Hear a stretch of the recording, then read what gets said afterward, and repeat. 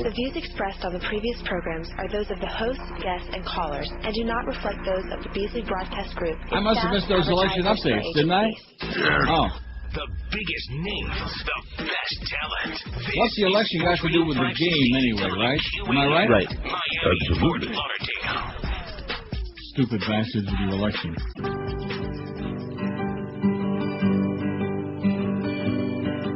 Sometimes I feel myself. Somebody farted in here. And I just keep stinking, stinking, and stinking, stinking, and stinking, stinking, and stinking, stinking, and stinking, stinking, and stinking, stinking, and stinking, stinking, and stinking, stinking, and. In this little room, I heard a big boom. When I turned around, could not see whom. And made the air here smell just like a tune. It was the crack of doom, and sure ain't no perfume. We got a toxic emission, item max for ignition. Open all the doors, yeah, that's what I'm wishing. Can't get the smell out, get the hell out. Pull the window up and jump down now. And how we draw breath, turning blue, I'm near death. Run away, northwest, east, south. Somebody, they know they did it. Got sticky, cause they farted. Yeah, they farted. Yeah, they farted. Somebody farted. Yeah. Somebody farted in here. Somebody farted. You smell that? Somebody farted in here. Somebody farted. Hey, somebody farted in here. Somebody farted. Somebody farted in here. Somebody farted. Hey, it's election day, and of course, what's that got to do with the big game, huh? Or the fight, or the whatever, you know? I'm sure we're going to be giving you all kinds of updates on election stuff throughout the day on QAM today. And tomorrow, wouldn't surprise me if we get really election intensive, wouldn't you think? I would imagine. All day long? In fact, I would be listening overnight on this station. What do we have on overnight now? Oh, we have ESPN Radio. Yeah. I bet you they're going to be tuned right into every election, man. They're going to be counting the votes. Not. So George screwed up bad yesterday. You know, this has nothing to do with anything, and certainly has nothing to do with Election Day or the game. It has to do with my addiction to chocolate. Okay. No. Oh, your Ethel M business that you were talking about. Yeah, I was looking at Ethel M, and somehow I got sidetracked onto a guy named Mars. What was the guy's name? Robert Mars? Frank C. Mars was the founder of the American company Mars, Inc., which makes mostly chocolate candy. Mars and his son Forrest Edward Mars developed M&Ms. They don't melt in your hand, they melt in your rectum. Frank learned how to produce candy from his mother. Wasn't that sweet? Oh. In 1902, he began making candy, but all his endeavors failed until 1923 when he made the Milky Way candy bar, the chocolate coating for which came from Hershey's brand chocolate. In the late 1920s, Frank C. Mars moved to Pulaski, Tennessee, where he bought a number of local farms and constructed a large farm called Milky Way. During its construction, Mars employed more than 935 men from Giles County to build a 25,000-square-foot clubhouse, more than 30 barns, a horse race track, and a show horse track. Mars lived in the remainder of his life in the 2,800-acre farm and was buried there upon his death in 1934. However, Mars' wife, Ethel, had the body in mausoleum and moved to Chicago just a few years after his death. Ethel. Ethel Mars, Ethel M. Got it? Ah. In 1930, Mars had developed a Snickers bar. After his death in 1940, his son Forrest, with the help of Hershey's president William Murray's, began producing M&M. I wonder if he's kin to Jan Murray's. Began producing M&M candies, with the M&M being Mars and Murray. Forrest went on to grow the company through the addition of such products as Uncle Ben's. Wow, Uncle Ben's. Didn't Uncle Ben play for the Steelers and get routed on Sunday, I believe, Josh? He played. Yes, he did. He'll never be the same again. Too bad. Forrest later died in 1999 and left the company to his children, which still own the company today. And Robert, one of those Mars guys, I'm not going to look it up again, is worth $10.7 billion and is the 27th richest man in the world. So it's not important that you're born into a sane family, just into a rich one.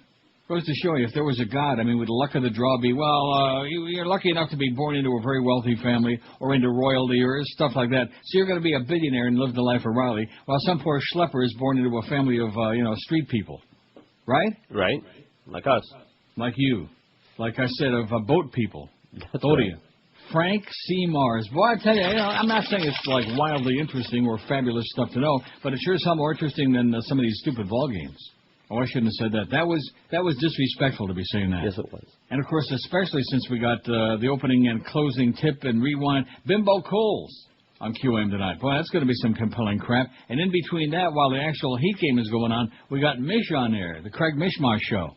So we got 705 votes on today's poll, thanks to George screwing up. Sorry. I thought I could count on you for that kind of stuff, and I obviously can't. Don't know so where tomorrow, I when was it's or what I Woodbine was Wednesday, and I certainly won't be able to change the poll, I guess we'll have to count on Josh Cordes to a little backup. No problem. To check up on you and make sure that you got the very minor task done. I mean, it's not like we're requesting some kind of a major computer, click of a button, man, click of a mouse. I think it was passed out in the gutter about 5 o'clock. Yeah, that could be it. A Crist campaign advisor said privately that Governor Jeb Bush fully understood Republican Governor Charlie Crist's reluctance to campaign with his brother, President Bush, in Pensacola yesterday, but that the White House was insistent that he come anyway, which he did not. He didn't show.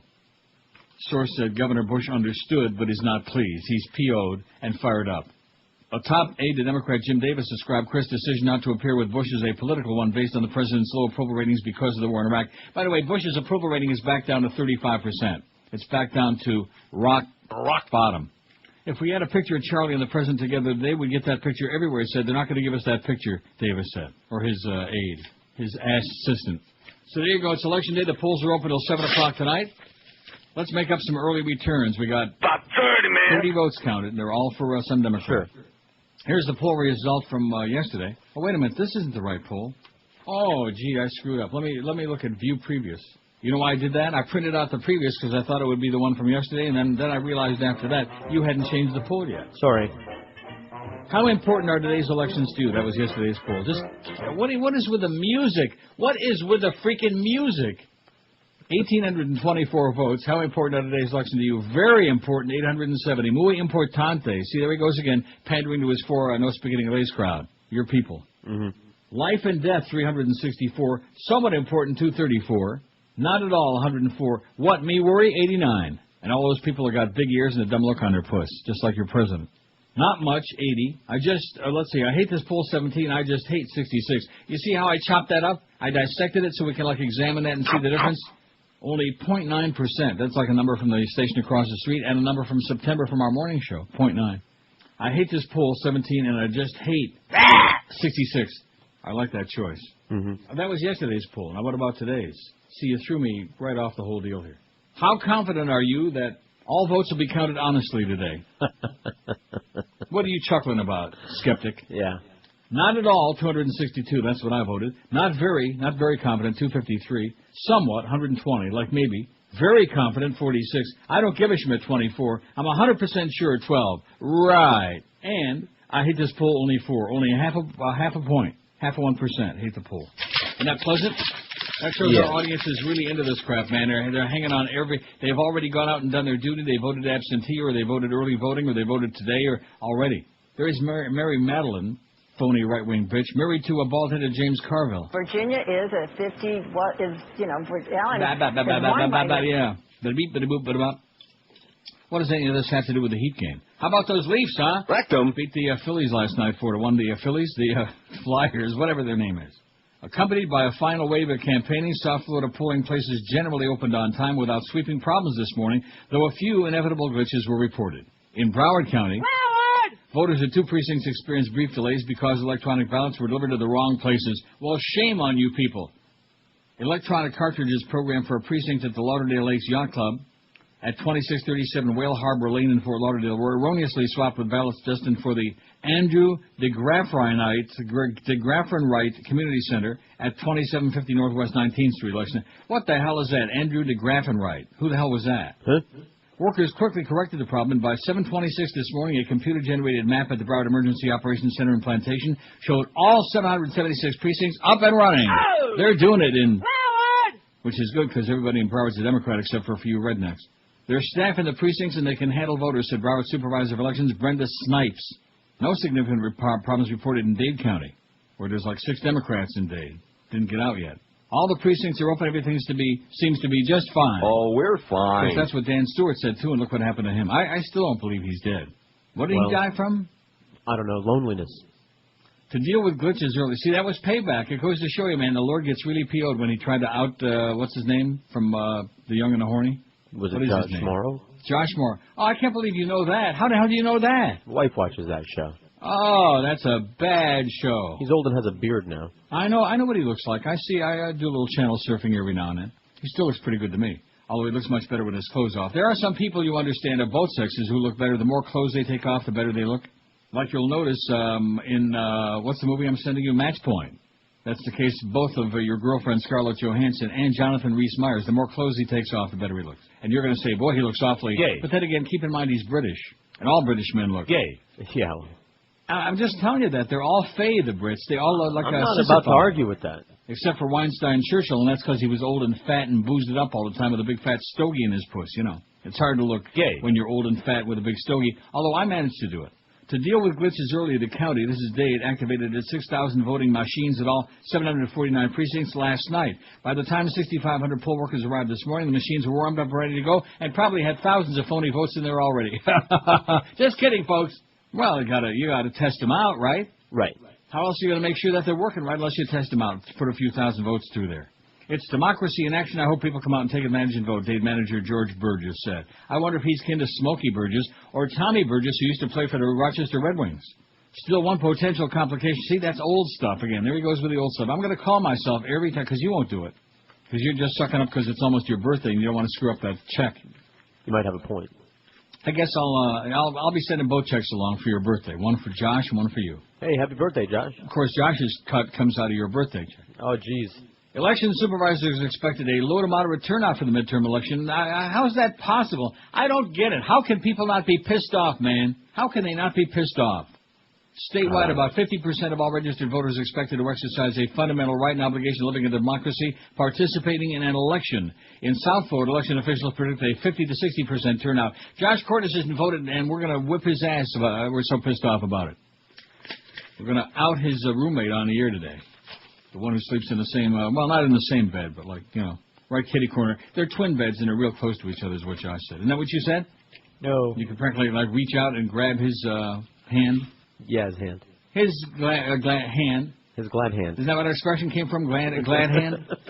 Anyway, here's quickly the poll we got going today. Oh, I already did that, 746. See, I'm way ahead of myself, and that's because you threw me off by not changing the poll, you lunatic. I think it's a conspiracy by George. I'm sorry. I think he's trying to take over. The biggest names. All yours, by the way. Here's George. This is Neil Rogers, Sports Radio 560 WQAM. Neil Rogers. Who are those nitwits there in Crawford, Texas that voted this morning? Oh, that's your president and his wife.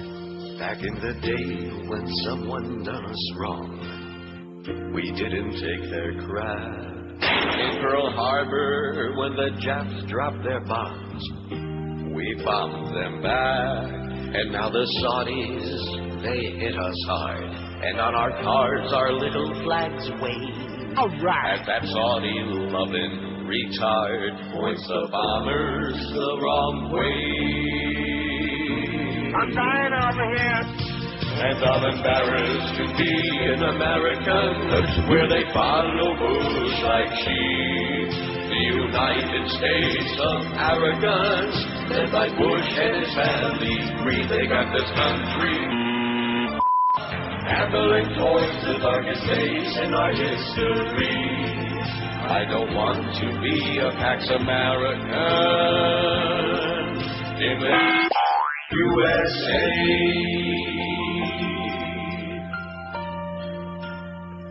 What's a few thousand innocent lives? Stop living in the past. If you want that SUV to drive, you're gonna need more gas.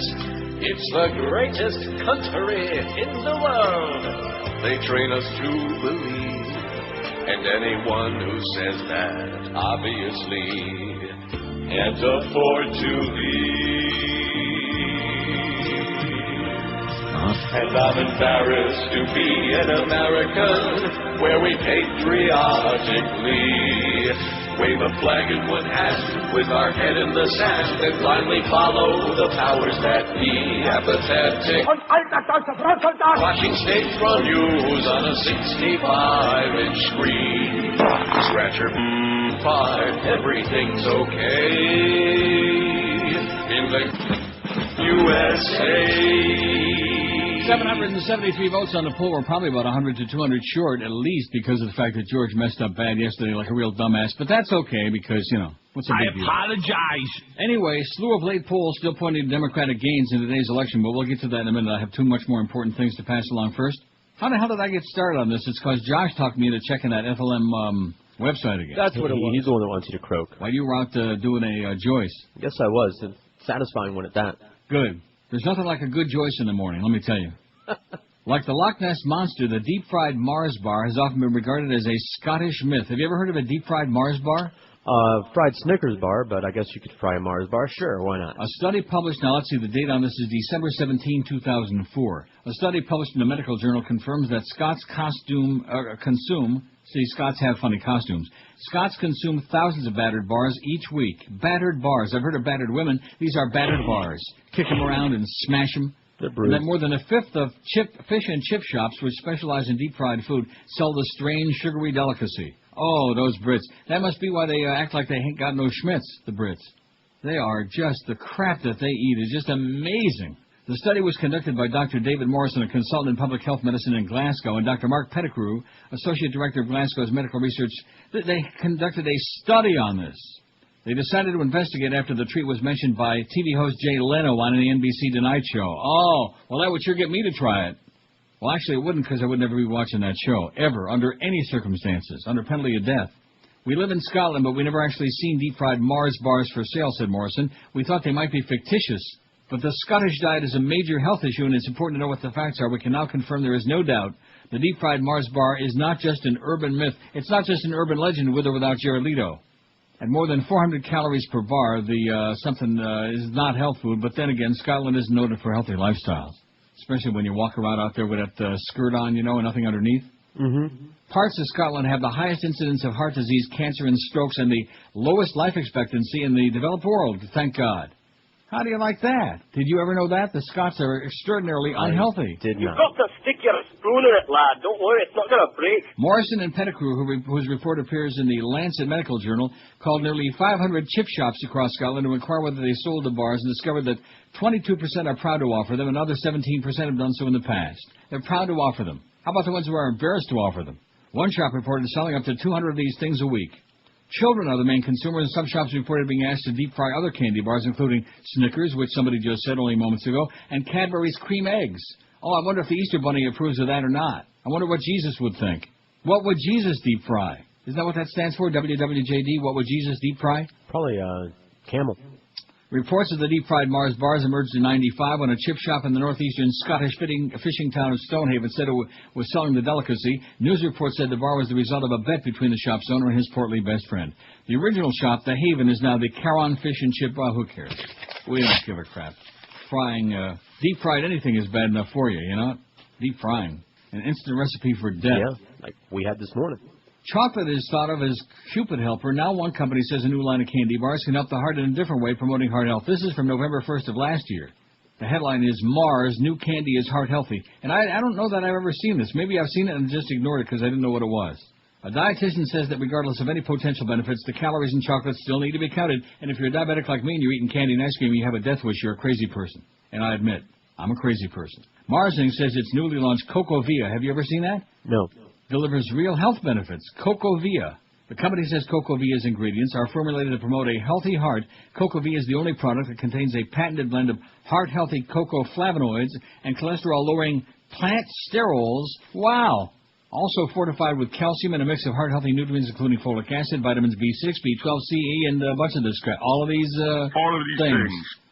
Still, Elisa Zayed, a registered dietitian and spokesperson for the American Dietetic Association, cautions that calories are still calories and need to be watched. Oh, I'm watching them. As I'm putting them in my mouth, I'm watching them very closely.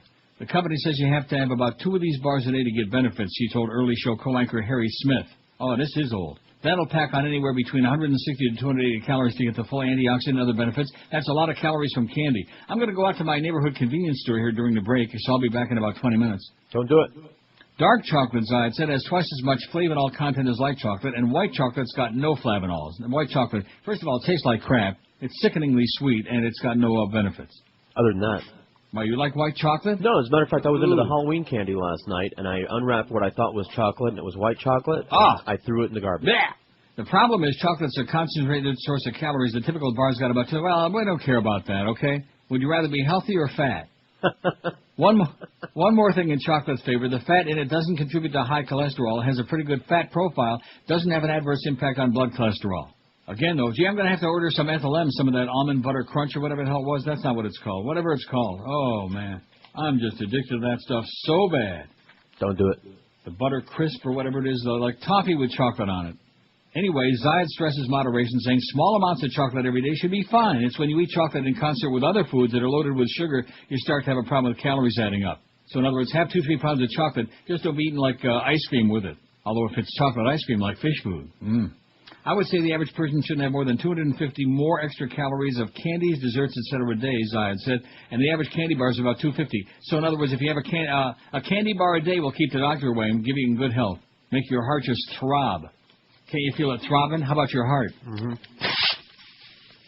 So there you go. Why did I look that up? It's your fault. You got me started on this candy crap. Last week, you got me started with that old-time candy with your Mary Jane, baby. You got that Mary Jane obsession. Everybody in the audience knows that. Right. I'm addicted to candy, and you're addicted to freaking Mary Jane. I'm just addicted to freaking. To what? Freaking. Yeah. Oh, yeah, it's old freaking... What's her name? Yeah, freaking this and freaking that and freaking, yeah. Well, I'll tell you, you talk about mazel. Some people got it, some people don't. I listened to Neil for years and years, and then I knew I was ready. Yeah, you're ready. You're ready for the loony bin, honey. 807 votes on there. I think we'll get to the 1,000. What do you think, Josh? You think we're going to make 1,000 in spite of George being a dumbass? Yes. That's what Josh said when you went out to do a Joyce. He said you were a dumbass. It's all true. And by the way, Hank ain't going to be calling Mad Dog a dumbass just because Mad Dog missed his flight yesterday and wasn't on the air. We had Geldy squeaking along for 2 unctuous hours. Well, that's because. Well, let me just tell you, I thought about it for about 4 seconds. If Hank calls anybody a dumbass, you know what they're going to call him? What's that? Fat ass. I'm serious. I'm very concerned about him. I know I've said this before, but I don't think he's ever been this huge. Has he ever been this big? Now, you see him, every now and then. Yeah. We've known him for a long time. Has he ever been as big as he is right now? I mean, gargantuan. I don't think so. On that racing show on Saturday on the Breeders' Cup, he just filled up the entire screen. There were horses that didn't weigh as much as he does. I'm sure of it. Not that I'm not picking on him or anything like that. I just I'm hoping that just maybe the psychology just embarrassing him to put. And of course, like he always brags about, he doesn't have any food in the house. He eats all his meals in restaurants. You know what that's a recipe for? Early death. The biggest names, the best talent. This is Neil Rogers, Sports Radio 560 QAM.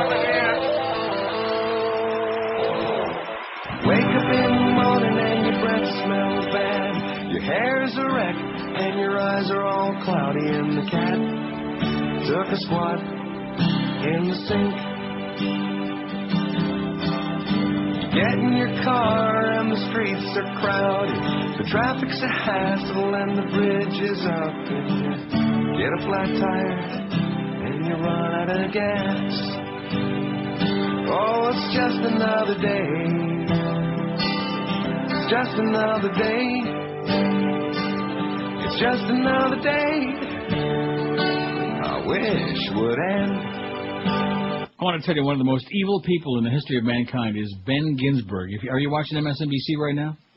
Okay, yes. You know who he is? That no. Right-wing, self-hating Jew with a red beard and the glasses and the beady eyes who looks like he's going to kill somebody pretty soon? Oh, no.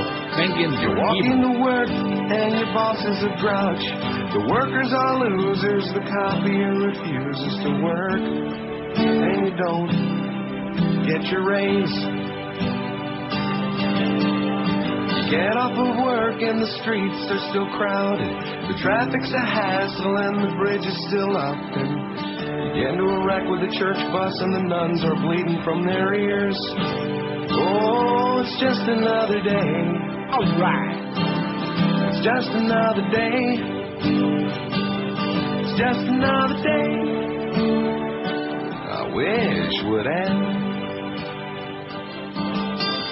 You get home from work and the house is a disaster. The kids are all screaming and the garbage needs to be taken out. And you smell men's cologne and it's definitely not yours. So you start drinking early to forget all your problems. And soon you're plastered, thrown up in the bowl, while the men's room is doing 360s around you and you're drooling and big chunk lands in your hair. It's just another day. It's just another day. It's just another day. I wish would end. So you're lost in confusion, you stumble about, wondering why you were born in such a stinking hellhole that you call life. So you look for your gun, and you hope it's still loaded, and you aim it at your head, and you slowly pull the trigger, and... All right. Boy, we're sure Mitchell Lewis intensive. In fact, we're going to be oldies intensive today. Good. Because it's Election Day. I'd like a holiday kind of. And, of course, Election Day ought to be a holiday. They've been debating this for a long time. That's right. But we got important holidays, you know, like Columbus Day and all this other stupid ass crap. Yeah, Arbor Day. President's Day and my ass. But when something important like Election Day, we'll let you off for like 10 minutes to go and vote. But there's 400 people online. Well, too bad. You're screwed. I was reading some of the comments that people have already voted online. I forget where the hell I was reading them. But anyway, I was reading them. I guess on Smirking Chimp. Virginia, they said there were too many Republicans standing online, and that, of course, is not a good sign. If Senator McCockowitz again, that would be bad. Wouldn't that be something if he wins? That would be funny. I mean, he's made more mistakes than our management, if that's possible. More mistakes than your sales manager, and yet he, who the hell knows? The New York Times reported that Republicans are resigned to the idea of big losses, and the latest polls appear to validate those fears. Party leaders say the best outcome they could foresee was losing 12 seats in the House, but that they're increasingly resigned to losing at least 15 and therefore control the House of Democrats for the first time since '94. Senate races have grown fluid, with Democrats saying they could gain up to 6 seats and affect control of the Senate. They've grown fluid. Several polls released the day before the election yesterday seem to justify some of these assertions. The Rothenberg Political Report predicts a Democratic House gain of 30 to 36 seats, with a Democratic Senate gain of 4 to 7 seats. Virginia and Rhode Island. Those are going to be and Montana. Those are the three I keep my fly open for. Now, Missouri, it looks like McCaskill, she's opened up about 4-point lead because Jim Talent, who doesn't have it, he's stuck like at 45%. Gallup's final pre-election poll projects a likely 35-seat House pickup for Democrats.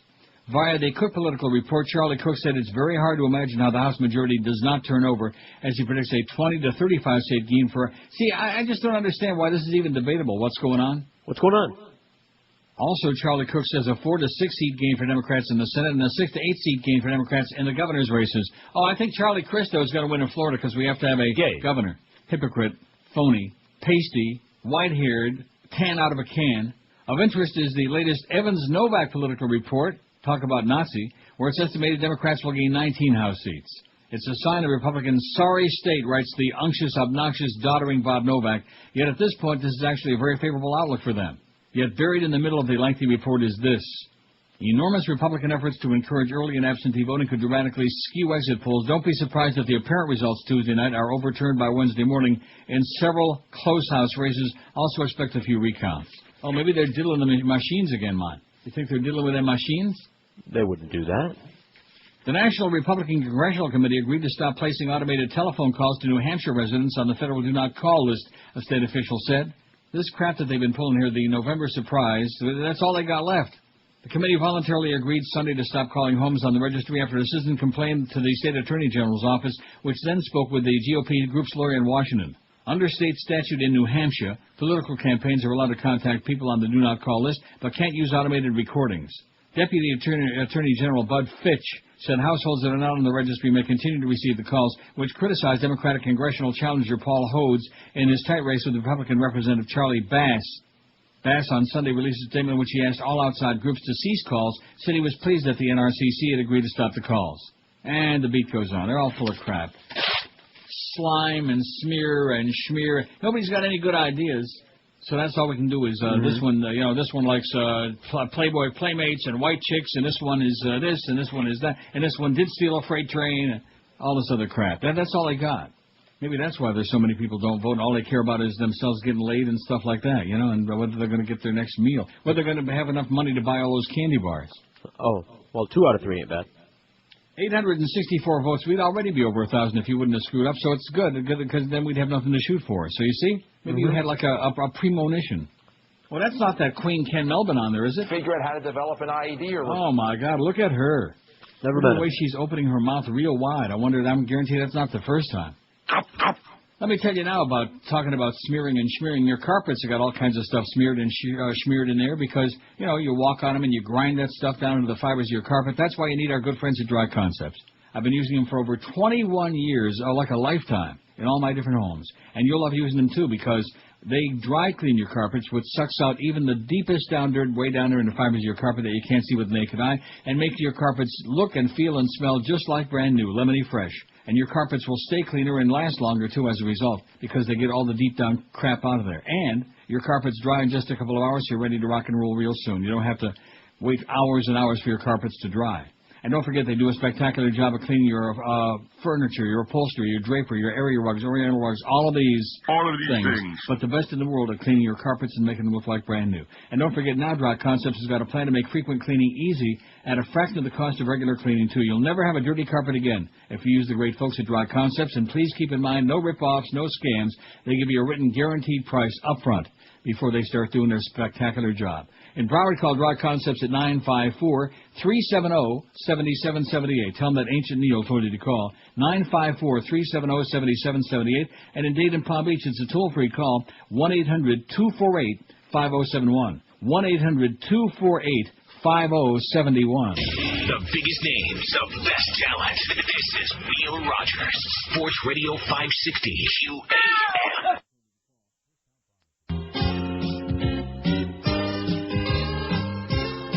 I'm dying over here.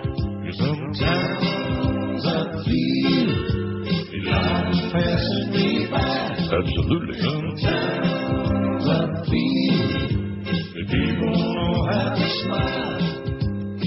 But when I listen to your show, you make me laugh like a child. And when I listen to your show, my new Rogers on the radio.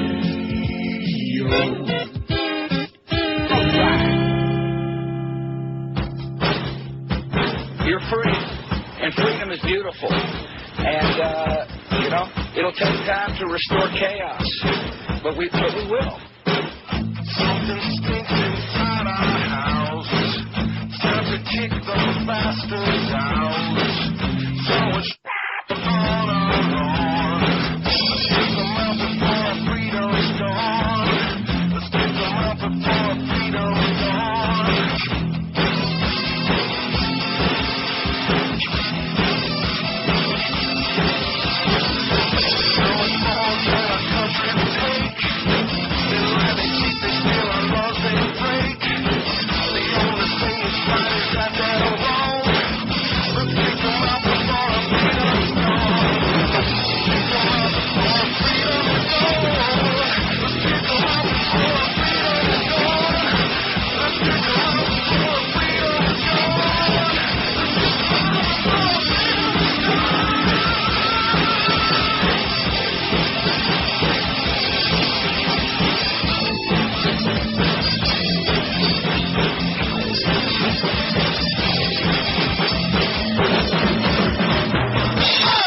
Okay, 1048, here's a good idea. Well, we're Mitch Lewis intensive today, aren't we? What did I tell you? Not a problem. Okay. He never stole a freight train. He stole a couple of mezuzahs, though, off the frame of the production studio. He took them back when he was done with them. 880 votes on the poll today. How much faith do you have in the votes being counted, yada, yada, yada? There's a better chance the votes on our poll be counted correctly than your vote at the polls, but give it a shot anyway.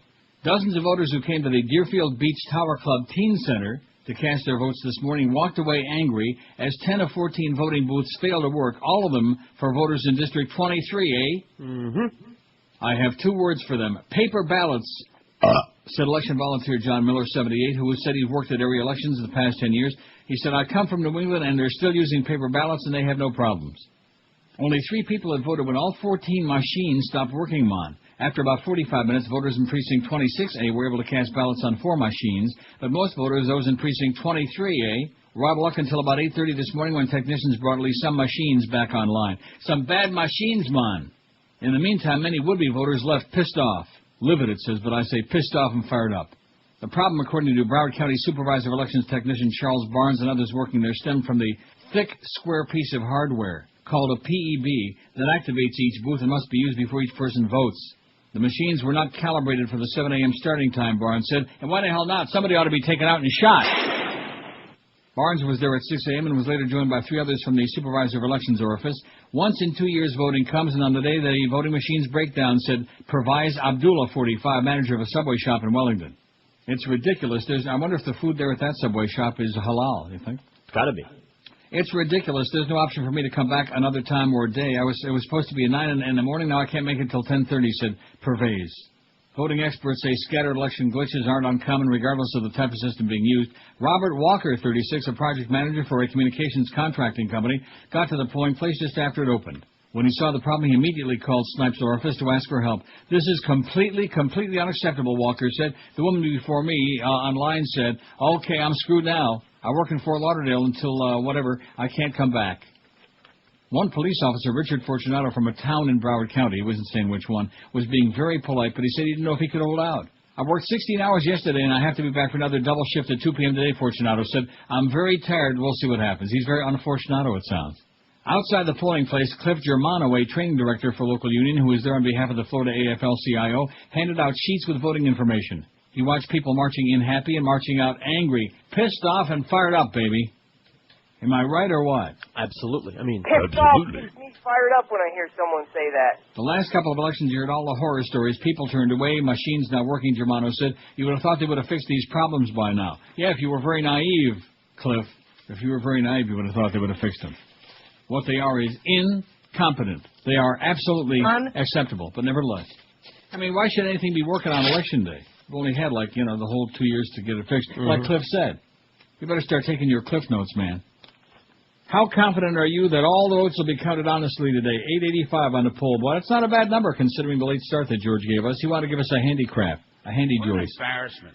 Are you picking on the humper again just because you weigh 600 I'm embarrassed. pounds? Oh, well, you should be. I couldn't believe it. I'm red over here. I walked in here, I clicked the thing on to cast my vote, and I look at, I thought, well, I'll print out yesterday's poll first, and then I realized yesterday's poll is the one from 2 days ago. Anyway, how confident are you that all the votes... Oh, look at this. Actor. So to help tell a story, we hired an actor. Originally, I switched to Geico to save money, but then I was in an accident. Yeah, that's right. I was in an accident. I got on the phone and called Geico. Yeah. Hello. Hey, how's it going? After a few days, I had my repair check. It was fantastic. Yeah, I got the check. Got my car fixed. It's my birthday. Fixed my bumper. You care, right? Geico. Real service, real savings. It's my birthday. Well, happy birthday, Vern. Grow up already. How confident are you all votes will be counted today? Not at all, 322. Very skeptical and rightfully so. Not very, 309. Not too confident. Somewhat, 153. Very confident, 55. Boy, oh boy. I don't give a Schmidt. Look at that. Look how many votes that's got. About 30, man. 30. Dirty 30. 100% sure, 14. Right. And I hate this poll, only 6. Only 0.6%, 0.6%. How can you hate a poll about elections on Election Day, right? Counting the votes? They hate it. They hate what? Everything. You name it. They hate it. Well, I didn't put that on there today. You can't be hating on Election Day. You can hate the result, but that'll be for tomorrow. That'll be for the result. We hate that. We're pretty pissed off, because the Republicans should have won all the seats, or Democrats should have won, or we should have kicked them all out, or like that thing said, kick them out. Mm-hmm. Isn't that what Mitch Lewis was singing through that very distorted bit that he sent us? Yes. Why couldn't he have just said dumped? Why did he do that? These artists, you can't talk to them. Artists? Artists. A former leader of the Ku Klux Klan who was serving a life sentence for the fatal bombing of a civil rights activist has died in custody after suffering a heart attack. He was 82. All right. Samuel Bowers, an imperial wizard of the white supremacist group, was convicted 8 years ago for ordering the 1966 murder of Vernon Dahmer Sr., who campaigned for black rights during Mississippi State's turbulent struggle for racial equality. Mr. Dahmer, a champion of equal voting rights for black people, died at the age of 58 after being firebombed outside his home in the middle of the night. The attack also saw his house and grocery store being torched. Tara Booth, a spokeswoman for the Mississippi Department of Corrections, said that Bowers had died yesterday at 11:30 in the morning in the Mississippi State Penitentiary in Parchman, a sprawling prison carved out of the cotton and soybean fields in the impoverished Mississippi Delta. It's a treat to beat your feet on the Mississippi mud. He was supposed to stay there until he died. I guess he fulfilled that, Ellie Dahmer, Mr. Dahmer's widow, said in response to his death. He lived a lot longer than Vernon Dahmer did. According to the court testimony from the 4-day trial in 1998, the Dahmer family woke on the night of the murder to the sound of blaring horns outside their home, where they found 2 carloads of Klansmen waiting outside. Not usually a very good sign. 3 is better. Mr. Dahmer was targeted as he left the home, keeping the extremists at bay with a shotgun while his family fled, but the flames destroyed his lungs and he died in his wife's arms about 12 hours later. During the trial, prosecutors claimed Bowers ordered the attack after becoming enraged that Dahmer was trying to register blacks to vote. Bowers' lawyers claimed he had been sacrificed to the media in order to further the political ambitions of Mike Moore, the Attorney General at that time. Earlier trials for Bowers, including at least 2 before all-white juries, ended in a deadlock with Case 1968 ending in a jury split 11-1 in favor of guilty verdict, while a trial a year later resulted in a 10-2 split in favor of conviction. Bowers had a history of violence and served a 6-year sentence after being convicted in 1967 on federal conspiracy charges of violating the civil rights of 3 civil rights workers. The 3 men were stopped by Klansmen while in Mississippi to register black voters during 1964. They were beaten and shot and buried in an earthen dam. Well, I sure hope that Karl Rove and Ken Melman don't read this story today. Giving some real good ideas of how to kind of like suppress the vote in today's election. All you dark folks out there, you better watch it, because the right wing, they'll do anything they can to keep your ass home on election day. And the rest of you, too. Vernon Dahmer, Jr., son of the activist, now age 77, said that Bowers had caused a lot of pain, suffering, and death for many innocent individuals and families of my race. During his life, he never apologized or asked forgiveness for his actions. Apparently, he felt justified for what he did to his many victims, he said. Now that he's passed from this life, God will be the judge. Neil, God! God will be the judge. He'll be sitting up there with his robes on like Judge Judy, nagging and nudging. And did you do these things? Did you really do the nudging like only a woman can do now? Nagging and nudging and poking and prodding and annoying. And, of course, that's what Bowers is with anyway.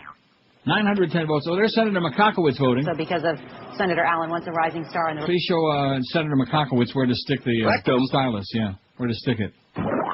Oh, look at that.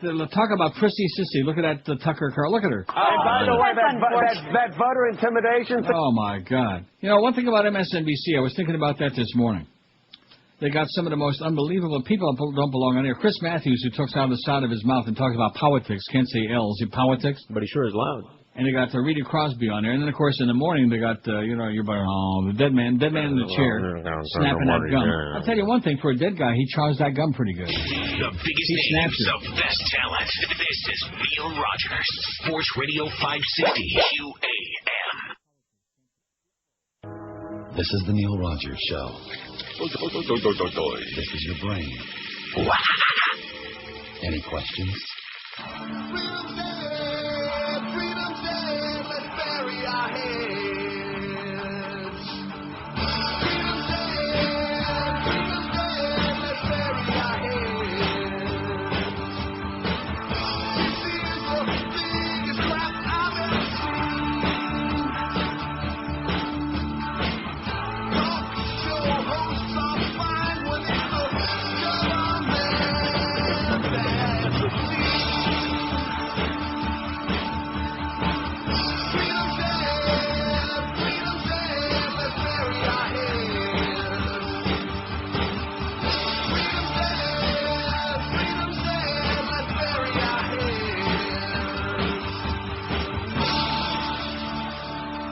It's 11:01 at 560 WQAM. We got the Mad Dog, who's a dumbass for missing his flight yesterday, but he's back. That's what Josh said. He said Mad Dog's a dumbass. He's back, I guess, to do 2 to 4 today. We certainly don't want another repeat of yesterday. Oh, my God, I sure missed that. Then we got the Power Hour with the Humper and the Mad Dog 4 to 5, and the Humper Solo 5 to 7. 7 to 7:30, we got opening tip with Bimbo Cools before the Heat game. Even though we don't carry the Heat game, which is some of the dumbest programming I ever saw in my life, we got Mish from 7:30 to 10 while the Heat game is on, because we're just abdicating our responsibility at that point. We're just throwing in the towel. It's like a forfeit. Can you say that? Like a forfeit? Yes. And then at 10 o'clock, we got Heat Rewind with Bimbo Coles, assuming the game is over by 10 o'clock. And if not, we'll, whenever. And then Eddie K at 10:30, after we finish with the Bimbo. I'm telling you, man, we love Clarence. I think Clarence can get us down into the ones, except on this show. But, I mean, the rest of the day, I think he can get every day part down into the ones, or less. Remember we started seeing some numbers, in like when the sun was shining in the middle of the daytime, started with a... Oh, my goodness. Remember those days? I do. I have a good memory. It was a long time ago. Holy moly, Clarence. He's like a magician.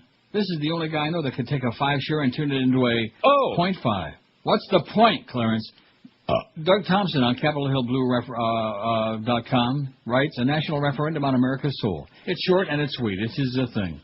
He says, now it's your turn. We in the media, be it traditional or non-traditional, new or old, print, broadcast, or web, have done our job. We've reported on the issues, highlighted the problems that confront the country, and spotlighted the crooks, liars, and malcontents who either hold or seek power. We've done all we can do. Now it's up to you. We've suggested as much as rational analysis should allow, the factors that could and perhaps should determine how you might vote, but in the end the decision is yours and yours alone. Our republic is built a simple premise of majority rule. A majority of those who go to the polls in most cases determine who leads this nation at the local, state, and national levels. Those who serve this premise must face the music every 2, 4, or 6 years. Now the fate of those individuals rests in your hands, but this election is about much more than just who wins or loses a seat in Congress, the state legislature, or the governor's mansion. This election, now more than ever, is a referendum on our nation's soul, a historic opportunity to try and regain lost glory and the power of a people to control our own destinies. America, caught in the vice grip of a single-party rule and a stampede over our freedoms, constitutional guarantees, and democracy-driven illusions, has drifted off a course into a Bermuda Triangle of greed, corruption, and lust for power. Those who directed America's decline from a great nation worthy of worldwide respect and turned us into an arrogant international bully with callous disregard for law, human life, and moral values should and must be held accountable. To which I would say, absolutely. This is not a simple-minded course correction, as so many midterm elections become, but a gut-wrenching, hardcore look inward at ourselves along with a ballot-driven revolution that, if successful, becomes a first step in taking America back from those who hijacked the Constitution. We, the journalists, the pundits, the bloggers, all the others who try to get beyond the partisan blather and expose the truth, can only help bring America to this point, Election Day. This is the day when the shouting stops, the negative ad seeds to dominate the airwaves, and the spin machine stops whirling, if only for a day. Today, in firehouses, rescue squads, schools, gymnasiums, other polling places across this nation, you decide the future of this grand experiment called the American Democratic Republic. Good luck, he said. Should have said good luck, you'll need it. And especially as I'm seeing George and Laura walk into the plane there in Crawford, Texas. Are they going to Air Force One? Is that what it is? And he's waving that stupid wave he always waves, like, aren't I funny? Dumb. Dumb isn't necessarily funny, Especially not with all that blood on his hand. Look, the blood is just dripping right down his Brooks Brothers suit. Gallons of blood all over his hands. There he goes on Air Force One. He's giving the old salute. Just flipped off one of the guys. 944 votes on the poll. I'm pretty proud. We're going to have, by noon, we'll have our 1,000. See, and so you don't have to worry about it. I know we're getting really all bent out of shape. Oh, gee, I screwed up, Well, we don't care. Screwed up, but... Josh, do you care? I don't really care about the total. No, not really. I don't either. I'll give you a nice total. We got 746 friends on our MySpace page. And Josh says, for an old fag like me, and really old now that I had my birthday Sunday, 64. Holy crap, man. It's just... But that business about age is just a number. There's some truth to that. Because I don't feel a day over 63. See? I really don't. And you don't look a day over 62. How do you know? I could look 70 for all you know. I've been fighting some really tough machines, man. They were Woodbine many days. Now that you got your shaved head, every time I see that Geico commercial with Don LaFontaine, the announcer guy, I think, hey, look, there's Neil. Don LaFontaine? I wonder if he's kin to Pat LaFontaine.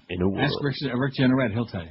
Here's a Walmart story that's going to make you pissed off because you already hate them like poison without any encouragement for me, but I just like to egg you on, Let's all go egg George on, or just egg George. An activist group that targets unscrupulous activity by Walmart accuses the powerful megastore of supporting key Republican candidates in the build-up to Election Day. After launching a voter education campaign to attack Democratic candidates fighting for a better America, Walmart is now pouring money into key races to support its anti-family, anti-employee agenda, says WakeUpWalmart.com in a press release issued yesterday. The release listed examples from recent weeks where Walmart donated to the GOP candidates in hotly contested races. Among them, $10,000 total to Tom Kaine, GOP candidate for U.S. Senate from New Jersey, trailing in the latest polls against incumbent Democratic Senator Bob Menendez. Menendez will win, by the way. $5,000 to embattled GOP Representative Tom Reynolds of Buffalo in a tight race for re-election against Democratic challenger Jack Davis. Reynolds will lose. $5,000 to Michael Steele, GOP black candidate for U.S. Senate from Maryland, battling Democratic candidate Ben Cardin, who will win. $2,500 to Mike DeWine, incumbent GOP senator from Ohio, trailing in a re-election race against Democratic challenger Sherrod Brown, who'll kick his ass. The release notes that these and other donations, there's the envelope must be downstairs. The phone is ringing. Aren't you excited? Hey, including that new edited bit for that bit that you just got done playing. Well, I don't really need that right now. Unless you want me to get all dressed and go down and get it during the break. I don't really feel like doing No, man. Stay undressed. We like it that way. Oh, in my underwears. The release notes that these and other donations follow a $500,000 donation by Walmart to the Republican Governors Association in September. Walmart's last-minute contribution to Republicans proves that Walmart is not only a right-wing company, but supports an anti-family, anti-employee agenda which shops U.S. jobs overseas, denies workers a living wage, and fails to expand health care to hardworking families, said WakeUpWalmart.com's campaign director in the release, which is viewable in full at their website, WakeUpWalmart.com. Got it? Good. Got it. How do you like that? 954 votes on the poll. Oh, yeah, we're sliding it. We're sliding it right along. I better see if that was the envelope. I better do the break like a minute or two early. Because you never know. It might have been a check from Ed McMahon for like $10 million and I can just not come back. If I don't come back, you'll know it was a big check. Maybe it's a birthday check from the Beasleys. Maybe it's like a $5 million bonus for these 9 years of fantastic work I've done for them. Wouldn't you think? Oh, yeah, I imagine. Or maybe it was just Clarence leaving a hostile message. Like that. You know, maybe a crank call from Clarence. You think? No. Could be. You never know. I think he's going to snap pretty soon. I think if the next trend gets really bad, I think he's going to snap. Or just maybe snap a towel at your ass, you know, like they do in the locker room. It's a sports thing. It's a bonding guy thing. I know. It's a guy thing, man. I understand. 11:09 at 560 WQAM. Happy Election Day to you. Tuesday, November 7th, a day that'll live in infamy. Wasn't that December 7th, 1941, a day that would live in infamy? Pearl Harbor. Well, today is Election Day, and it'll live in infamy if you don't go out and vote all the bastards out. If you're expecting guests this holiday season, then it's a great time to dial 1-800-MATTRESS. Plus, it's Dial Mattress's 30th birthday. And to celebrate, Dial Mattress and Simmons are offering the lowest price of the year on the best-selling Simmons Beauty Rest Pillow Top. You can choose from South Florida's biggest selection of Simmons Beauty Rest with same-day delivery. Call Dial Mattress, 1-800-MATTRESS, one easy call. That's all it takes to get yourself factory direct prices and award-winning service with no nonsense, no BS. With Dial Mattress, you choose the date and time for delivery whenever it's convenient for you, 7 days a week, from 8 in the a.m. till 10 p.m., even the same day that you call. Pick the 2-hour window and they show up. That's why Dial Mattress is ranked #1 in customer satisfaction, why I've been using them for years, and why everybody at QM uses them too. On the web, check them out at dialmattress.com, or just sit there and make that one easy call for the smartest, the finest piece of shopping that anyone could do. 1-800-MATTRESS, 1-800-MATTRES. Leave off the last S because it stands for sweet, swell, stupendous, sensational savings. The biggest names of best talent. This is Neil Rogers, Sports Radio 560 QAM. Neil Rogers.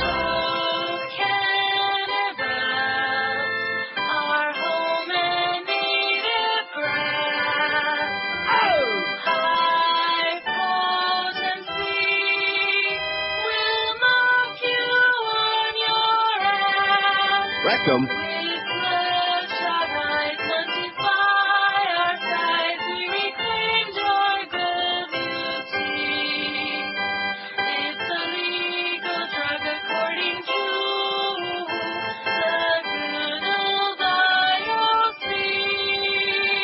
All right.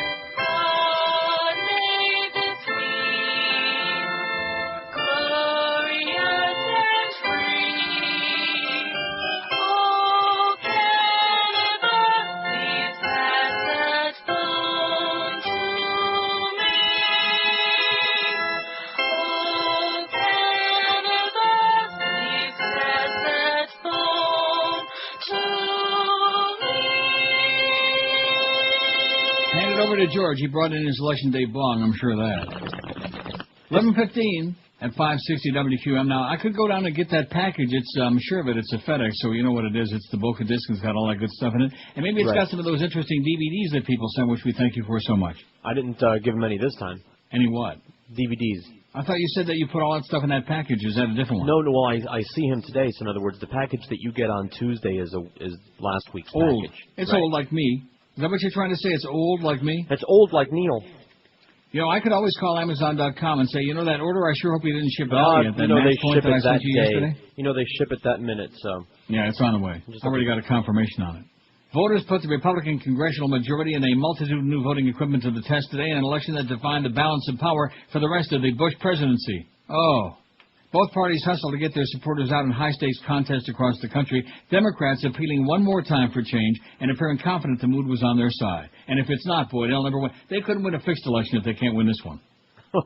I mean, between Iraq and between Katrina and between, all of the stuff, between, the Patriot Act, everything that's going on.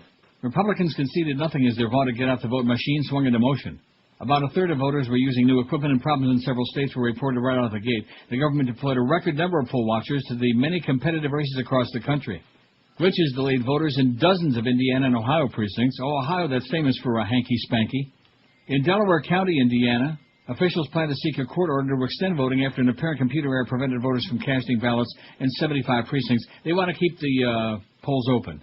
Extra late. Florida officials working to avoid a repeat of the vote counting debacle of 2000 fielded extra voting machines, paper ballots, and poll workers. Of course, like I said, in Delray Beach, they got sourced. In the Jacksonville suburb of Orange Park, Florida, voters were forced to use paper ballots after an electronic machine broke. It was a bad machine, man. Voting at sunrise, Bush switched from partisan campaigner to democracy's cheerleader as he implored Americans of all political leanings to cast ballots so we can impeach his ass. We live in a free society, and our government is only as good as the willingness of our people to participate, Bush said, his wife Laura at his side, an I voted sticker on the lapel of his brown suede jacket, and also a big one on his ass. Therefore, no matter what your party affiliation or if you don't have one, do your duty, cast your ballot, and let your voice be heard, said the Bushmeister as if he really meant it. In other words, if you like fascism, vote for us. That's what he was really saying. Mm-hmm. Now, this is really cute. Naked man arrested for concealed weapon. Sounds like an oxymoron to me. But nevertheless. The man was arrested on suspicion of carrying a concealed weapon after police found him outdoors naked and told him he had a tool in his rectum. Wow, authorities said. I'm sure it wouldn't be the first time. Maybe it was a samurai sword. The man was lying on a tree stump, masturbating beside a nature path near a Bay Area rapid transit station Thursday, police said. Stumps me. John Sheehan, 33, of Pittsburgh. That's not Pittsburgh, Pennsylvania. That's Pittsburgh. Where is this from? It's Pittsburgh with a G on the end, no H. Where is that? I don't know. Well, Google it, you lazy Pittsburgh, slob. Florida. Where is it? I don't know. I'm making it up. Pittsburgh, Florida, my ass. John Sheehan was initially arrested on suspicion of indecent exposure, but when asked whether he was carrying anything police should know about, Sheehan mentioned the tool, said El Cerrito Detective. Oh, this must be California. El Cerrito Detective Corporal Don Horgan. Yes. Is it? It's California. Well, I mean, El Cerrito. Do we have, like, any of those Hispanic names? No, we don't. You can't get much more concealed than that, Horgan said. In other words, he shoved it up his rectum. Officials drew their weapons and firefighters were called to the scene. Sheehan removed a 6-inch metal awl wrapped in black electrical tape without incident. He removed it from his rectum ass. Wow. I'm surprised he got it all in there. Sheehan, who was paroled from state prison last week, was then booked into jail on suspicion of parole violations, indecent exposure, and one felony count of possessing a concealed weapon in his ass. When you're talking about an awl or an ice pick and you're dealing with somebody who's fresh out of prison, it's a weapon. That's a stabbing instrument, he said. Well, you sure wouldn't be putting no ice pick in there, would you? Or an awl? Even an awl? No, I wouldn't even half. You might sprinkle a little awl in there. Do they still make awl, like washing detergent? Absolutely. Yeah. What did you say? Absolutely. It was not immediately clear what Sheehan was on parole for. A person answering the phone at jail Friday night didn't know whether Sheehan had a lawyer. Yeah, he's got one, but he's in there, too. It's getting busy in there. You know, it's like that bit about George Michael. It's getting kind of crowded back. 982 votes on the poll. You see, you have little faith, man. We're just rolling along here like we actually have an audience out there, in spite of Clarence, in spite of all his hanky-spanky, all his machinations. By the way, have you had a conversation with anybody about those ultra-long rejoins that are not going to continue going on? No. Well, why not? I haven't. Not only did he forget to, reset the poll and put the new one on there yesterday afternoon, which cost us probably 50 million votes, but he also hasn't taken care of business. I'll go do it right now. God. Okay, I'll tell you what. You go do that, and I'll go down and get that package. All right. And we'll just leave Josh hanging. You're on, Josh. I got the spots ready to go, man. And then what? I'll play a really long bit. Yeah, you probably will, too. I can just imagine. Probably the candy wrapper. Probably. Here, I got it right here for you. The candy Iraq. wrapper. Can I continue with my important ramblings and readings and rantings here? If you must. Well, I must. What's more important than that is that Boca Brian just reminded me that he put a DVD in there of the most recent episode of American Dad that I told you about that you must watch. Oh. It's funny. Okay. I better go down to get the package during the... I got a really great idea. Here's what. I can't do it. I know what I'm going to do. I'm going to do a strange thing. No, I better not. I'll do it on the next break. Next break, I'll go get the package. Okay. Well, because I don't have any live in the next break, and I actually have one in this break, which I know is very unusual. By the way, is Todd Dreck still working there? I sure as hell hope not. He's around. He is so evil, man. He is so evil. But you know what? I got even with him, though. You know what I'm talking about, don't you? What are you talking about? Yes, I do. Iraq, racked by violence since the 2003 U.S.-led invasion, and impoverished Haiti, Myanmar, which most of us knew as Burma, and Guinea are ranked as the most corrupt countries in the world in a new survey. There they go picking on them Guineas again. Finland, Iceland, and New Zealand are ranked as the least corrupt, with Denmark, Singapore, and Sweden just behind. How do you like that? Finland, Iceland, and New Zealand the least corrupt. Berlin-based corruption watchdog Transparency International, TI, ranks 163 countries based on perceived levels of corruption among public officials and politicians in its 2006 Corruption Perceptions Index, the CPI. Haiti, the poorest country in the Americas, was ranked just below Iraq. Haiti was last. Myanmar and Guinea, reflecting what TI said was a high correlation between violence, poverty, and corruption. The survey suggests that corruption in Iraq is very bad, TI Chief Executive David Nussbaum told Reuters. Nussbaum. When you have high levels of violence, not only does security break down, but so do checks and balances, law enforcement, and the functioning of institutions like the judiciary and legislature. It's all, if all that's under strain, the very system that works to prevent corruption is undermined. Iraq has suffered rising sectarian violence and bloodshed since the invasion, no kidding, heaping pressure on George Bush ahead of the elections today. Nussbaum pointed U.S. engineering giant Bechtel Corporation's decision last week to pull out of Iraq as a sign of just how bad the security situation has become. 52 Bechtel employees have been killed in Iraq since 2003. Haiti is plagued by armed gangs despite the presence of UN forces brought in after the 2004 ousting of former President Jean-Bertrand Aristide. Just ahead of Haiti and Iraq at the bottom of the ranking stood Sudan, Democratic Republic of Congo, Chad, and Bangladesh. Sudan, that's where they have those macacas. That's what Senator Makakowicz, that's where his mother was from. TI said several countries had a significant worsening of their ratings, including Brazil, Cuba, Israel, Jordan, Laos, Seychelles, Trinidad and Tobago, Tunisia, and the USA. Oh, no, a significant worsening of its ratings, the U.S., on the corruption scale. Keep that in mind on Election Day, okay? How come they're not talking a lot more about Katrina? How come they're not talking about the Duke Cunningham? How come they're not playing Duke by Earl Chandler, Duke of Earl, huh? You know, see, I don't know, because we don't really see that much about the individual campaigns in all these different states, but it just doesn't seem as usual. The Democrats are really zeroing in on the level of, you know, I mean, the Republicans got more baggage here than you get on a 747. I mean, it's just unbelievable. There's Gene Chandler in the medley of his smash. Don't we have a parody on that? What do we got? We do. What is it called? Puke and Hurl. No, get out of here. Trust me. How do you know that? I got a good memory. Although when it comes to changing the poll, I don't have that in here. I ain't got no puke or hurl. Huh. See that? We gotta have that. That's the one. I got this. I got Puffy Sucks. Yes, and I got Regis. All right, let's play Who Wants to Be a Millionaire? Well, you know how many times we played that? About 30, man. Yeah. Have you ever heard a popular rap song on the radio and thought, heck, I could do that? If so, you're probably right. All it takes is a little ambition, some karaoke-esque musical backup, and 1995. Yes, I left out talent for a reason. And with the Puff Daddy Rap-Along CD set, you'll be hitting it just like some of the top rap stars of today. So we don't have no puke and hurl, huh? That's not the one I was thinking of anyway. I'm sure there's another one. Anyway, somebody, maybe Chicken Neck will think of it. Or maybe he'll just make one up during the break. 26 past 11 at 560 WQAM. Jim Mandich will be here at 2 to rave about that great Dolphin victory. No, he won't. He knows better. He knows that was an aberration and that possibly it was like an early Christmas gift from Rex Grossman and the Bears, who'd missed the team bus to the stadium in Chicago. Don't you hate people who say Chicago? Yes, in Miami. Although I do like that Chicago-style pizza, though, man. That deep dish. What is with this food thing today, boy? You're bad. Yeah. You and that candy. You started me with that Ethel M with that butter crunch toffee. What? I said, I'm out to get you.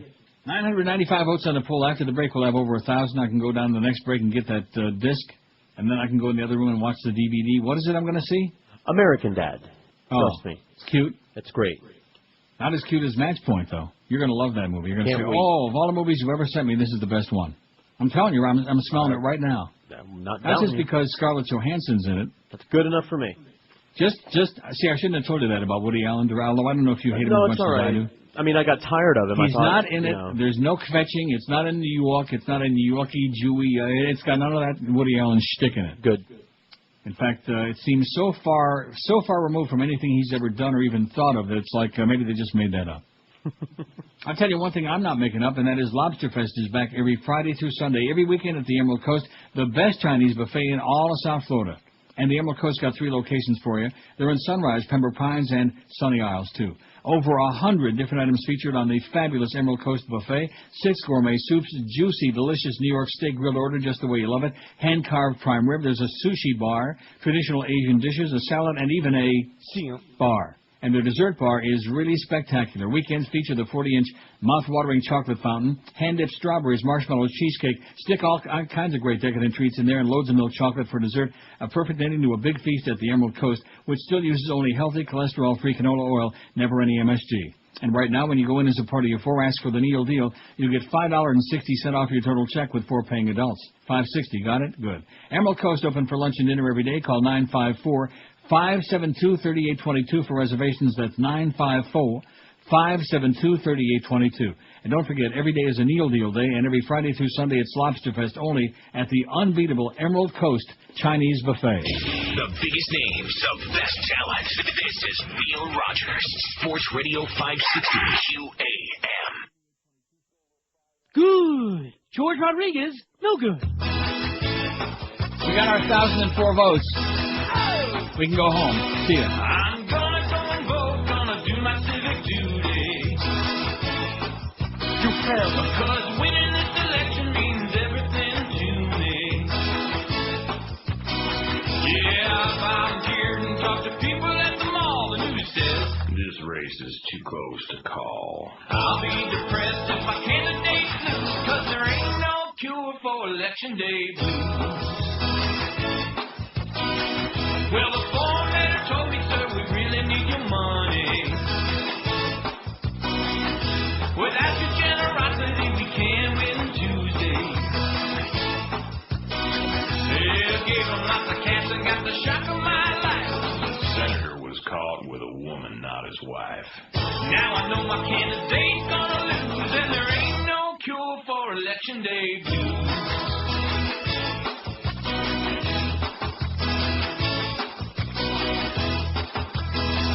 Oh, look at that. Look at Miss Potter and Stewart today. Well, he's another one. Looks like somebody stuck that bicycle pump in the back of his neck and blew up his head. Mark Potter, she is looking really bad. Some of the voting problems that you're hearing about down there.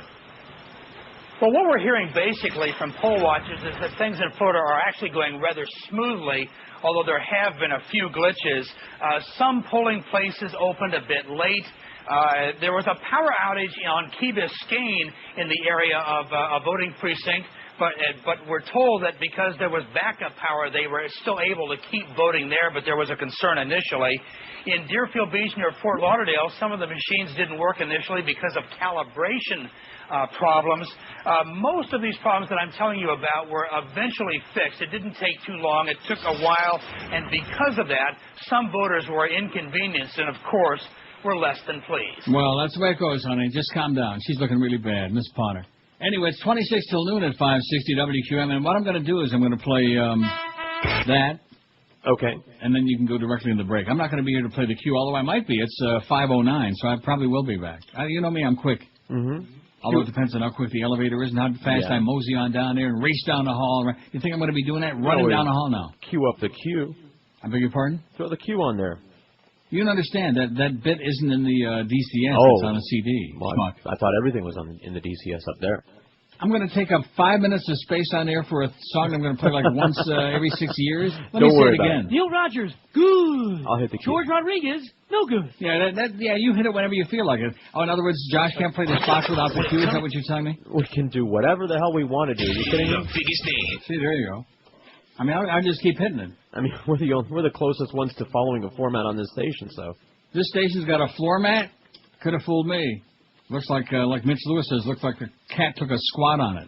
Especially those rejoins. Bop, bop, bop, bop, bop, bop, bop, bop, bop, bop, bop. Oh, my God. It is painful. Snoop Dogg was booked Monday on a single felony count of possession of a deadly weapon filed after security officers at John Wayne International Airport found that collapsible baton in his carry-on luggage, that big one.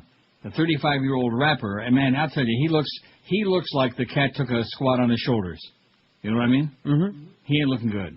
The 35-year-old rapper, whose real name is Calvin Brodus, turned himself over to authorities at the Orange County Jail yesterday morning. He was expected to post $150,000 bail.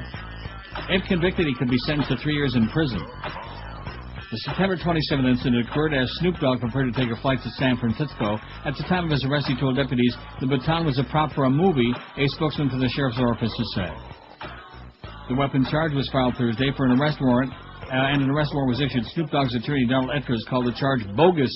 Bogus, baby. Like his music. Bogus. Snoop's spokesperson, Meredith O'Sullivan, said in a statement yesterday that Snoop welcomes an expedited trial, which will reveal that these charges are completely unwarranted. Last month, the rapper was arrested at Bob Hope Airport in Burbank for investigation of illegal drug and gun possession. He posted $35,000 bail order to appear in court December 12th. How can you be a real rapper without having drugs and guns, right? It's all part of the image. And a big collapsible baton. So there you go. There's the Snoop Dogg latest on his ass, okay? Lawyers from both sides preparing for legal challenges. You see, this is what goes on. In an election that ought to be a landslide. People ought to be ready for a revolution right now. You know what I'm saying? Wouldn't you think? You'd think, but no. You would think so in a country of educated people? But then, of course, well, that was the funny part. Okay, don't forget your 32, and then don't forget to change the poll, and don't forget to change your underwear.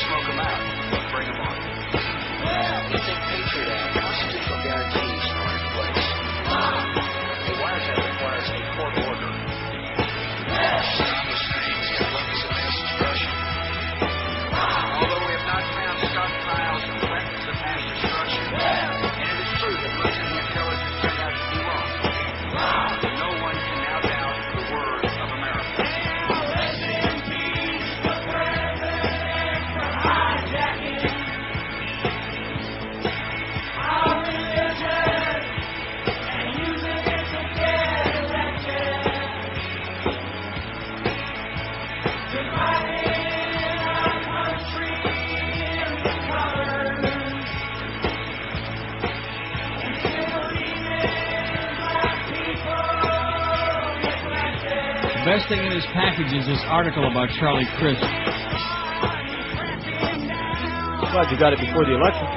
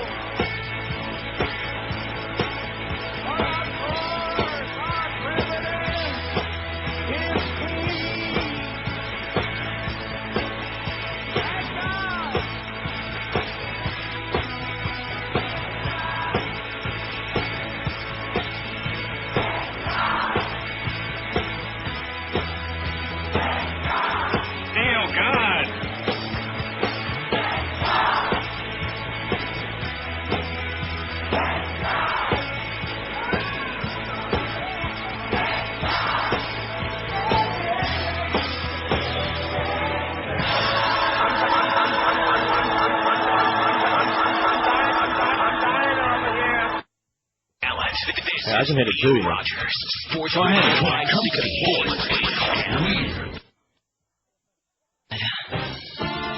Congressman Marcoli gave me a goose on my thigh. My thigh. You said he wanted to give me some kisses too on my thigh. My thigh. My thigh. Foley told me he would take me out of Tijuana, state of moral republic. Man of honor. He knew I'm just a kid, but he put his hands and lips on my thigh. Rectum. Like, he asked my opinion on what I like or not. Do you like it better on the bottom or top?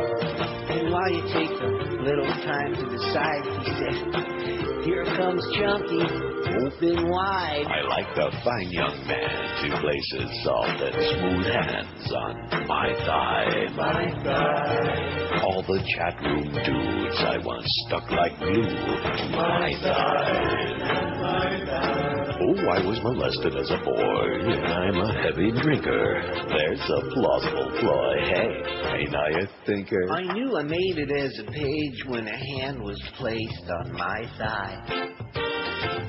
Once again, I won't delay or say nay to a page whose hand is placed on my thigh.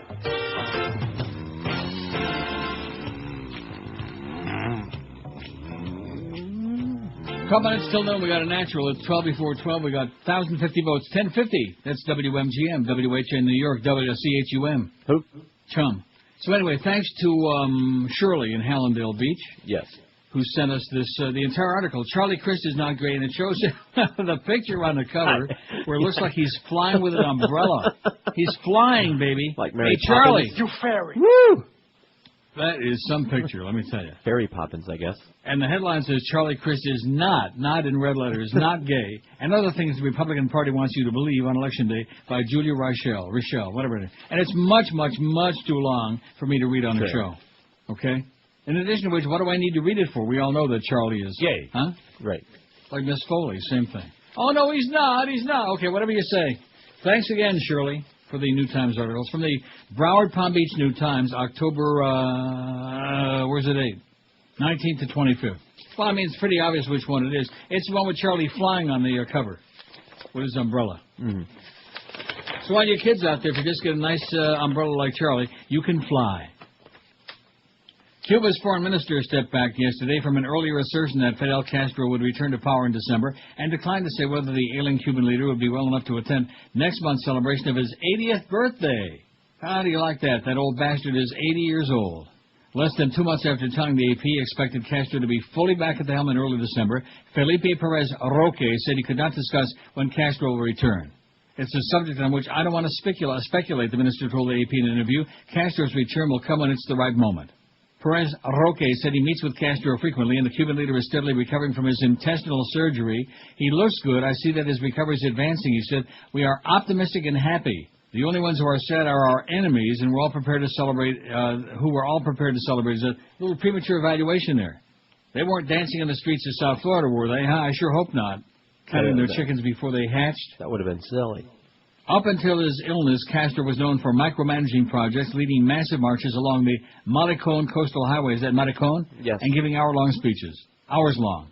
Perez Roque declined to speculate on whether the Cuban icon would ever be such an active leader again. Whether things will be like before is a very difficult topic, the minister said. I don't have the information or the capacity to say, he said. Increíble. Castro has not made any public appearances since July 26th, when he announced he'd undergo surgery and temporarily transferred power to his younger brother, Raul. The Cuban government has treated Castro's ailment as a state secret, releasing only sporadic videos and photos to prove that he's recovering. He ain't looking too good. The wind was about to blow. Thank you. A video released late October on state-run television showed the Cuban leader defiantly denying rumors he was on his deathbed. Yet some Cubans say they were surprised to see how frail he was. He looking bad. Castro turned 80 on August 13, but when he announced his surgery, he said celebrations would be delayed until December the 2nd. Perez Roque told the AP in New York in September that he expected Castro to be back by early December. I have no question in my mind that we'll be able to celebrate his birthday in December as he deserves, he said at that time. But yesterday, he refused to speculate on when Castro might return, saying only the important thing is his recovery, which he's doing in a serious and persistent manner. The transfer of power to Raul went smoothly, and while many Cubans grumble about economic struggles on the island, they seem to accept the younger Castro as their leader, albeit temporarily. Perez Roque acknowledged that the Cuban government faces some discontent, even said some changes could be on the horizon. The Cuban government and the leadership of the Communist Party are aware of and share those worries about difficulties with the quality of life of the people, he said. All of our efforts are focused in the direction of finding solutions to these problems. While Perez Roque said the U.S. trade embargo was first to blame for scarcity of goods and lack of economic opportunity on the island, he also acknowledged Cuban errors and insufficiencies. Does our economy require that we make decisions to change some things to fix what is wrong? Yes, he said, yes, and it can be done in the right moment. Now, we said yes? Si.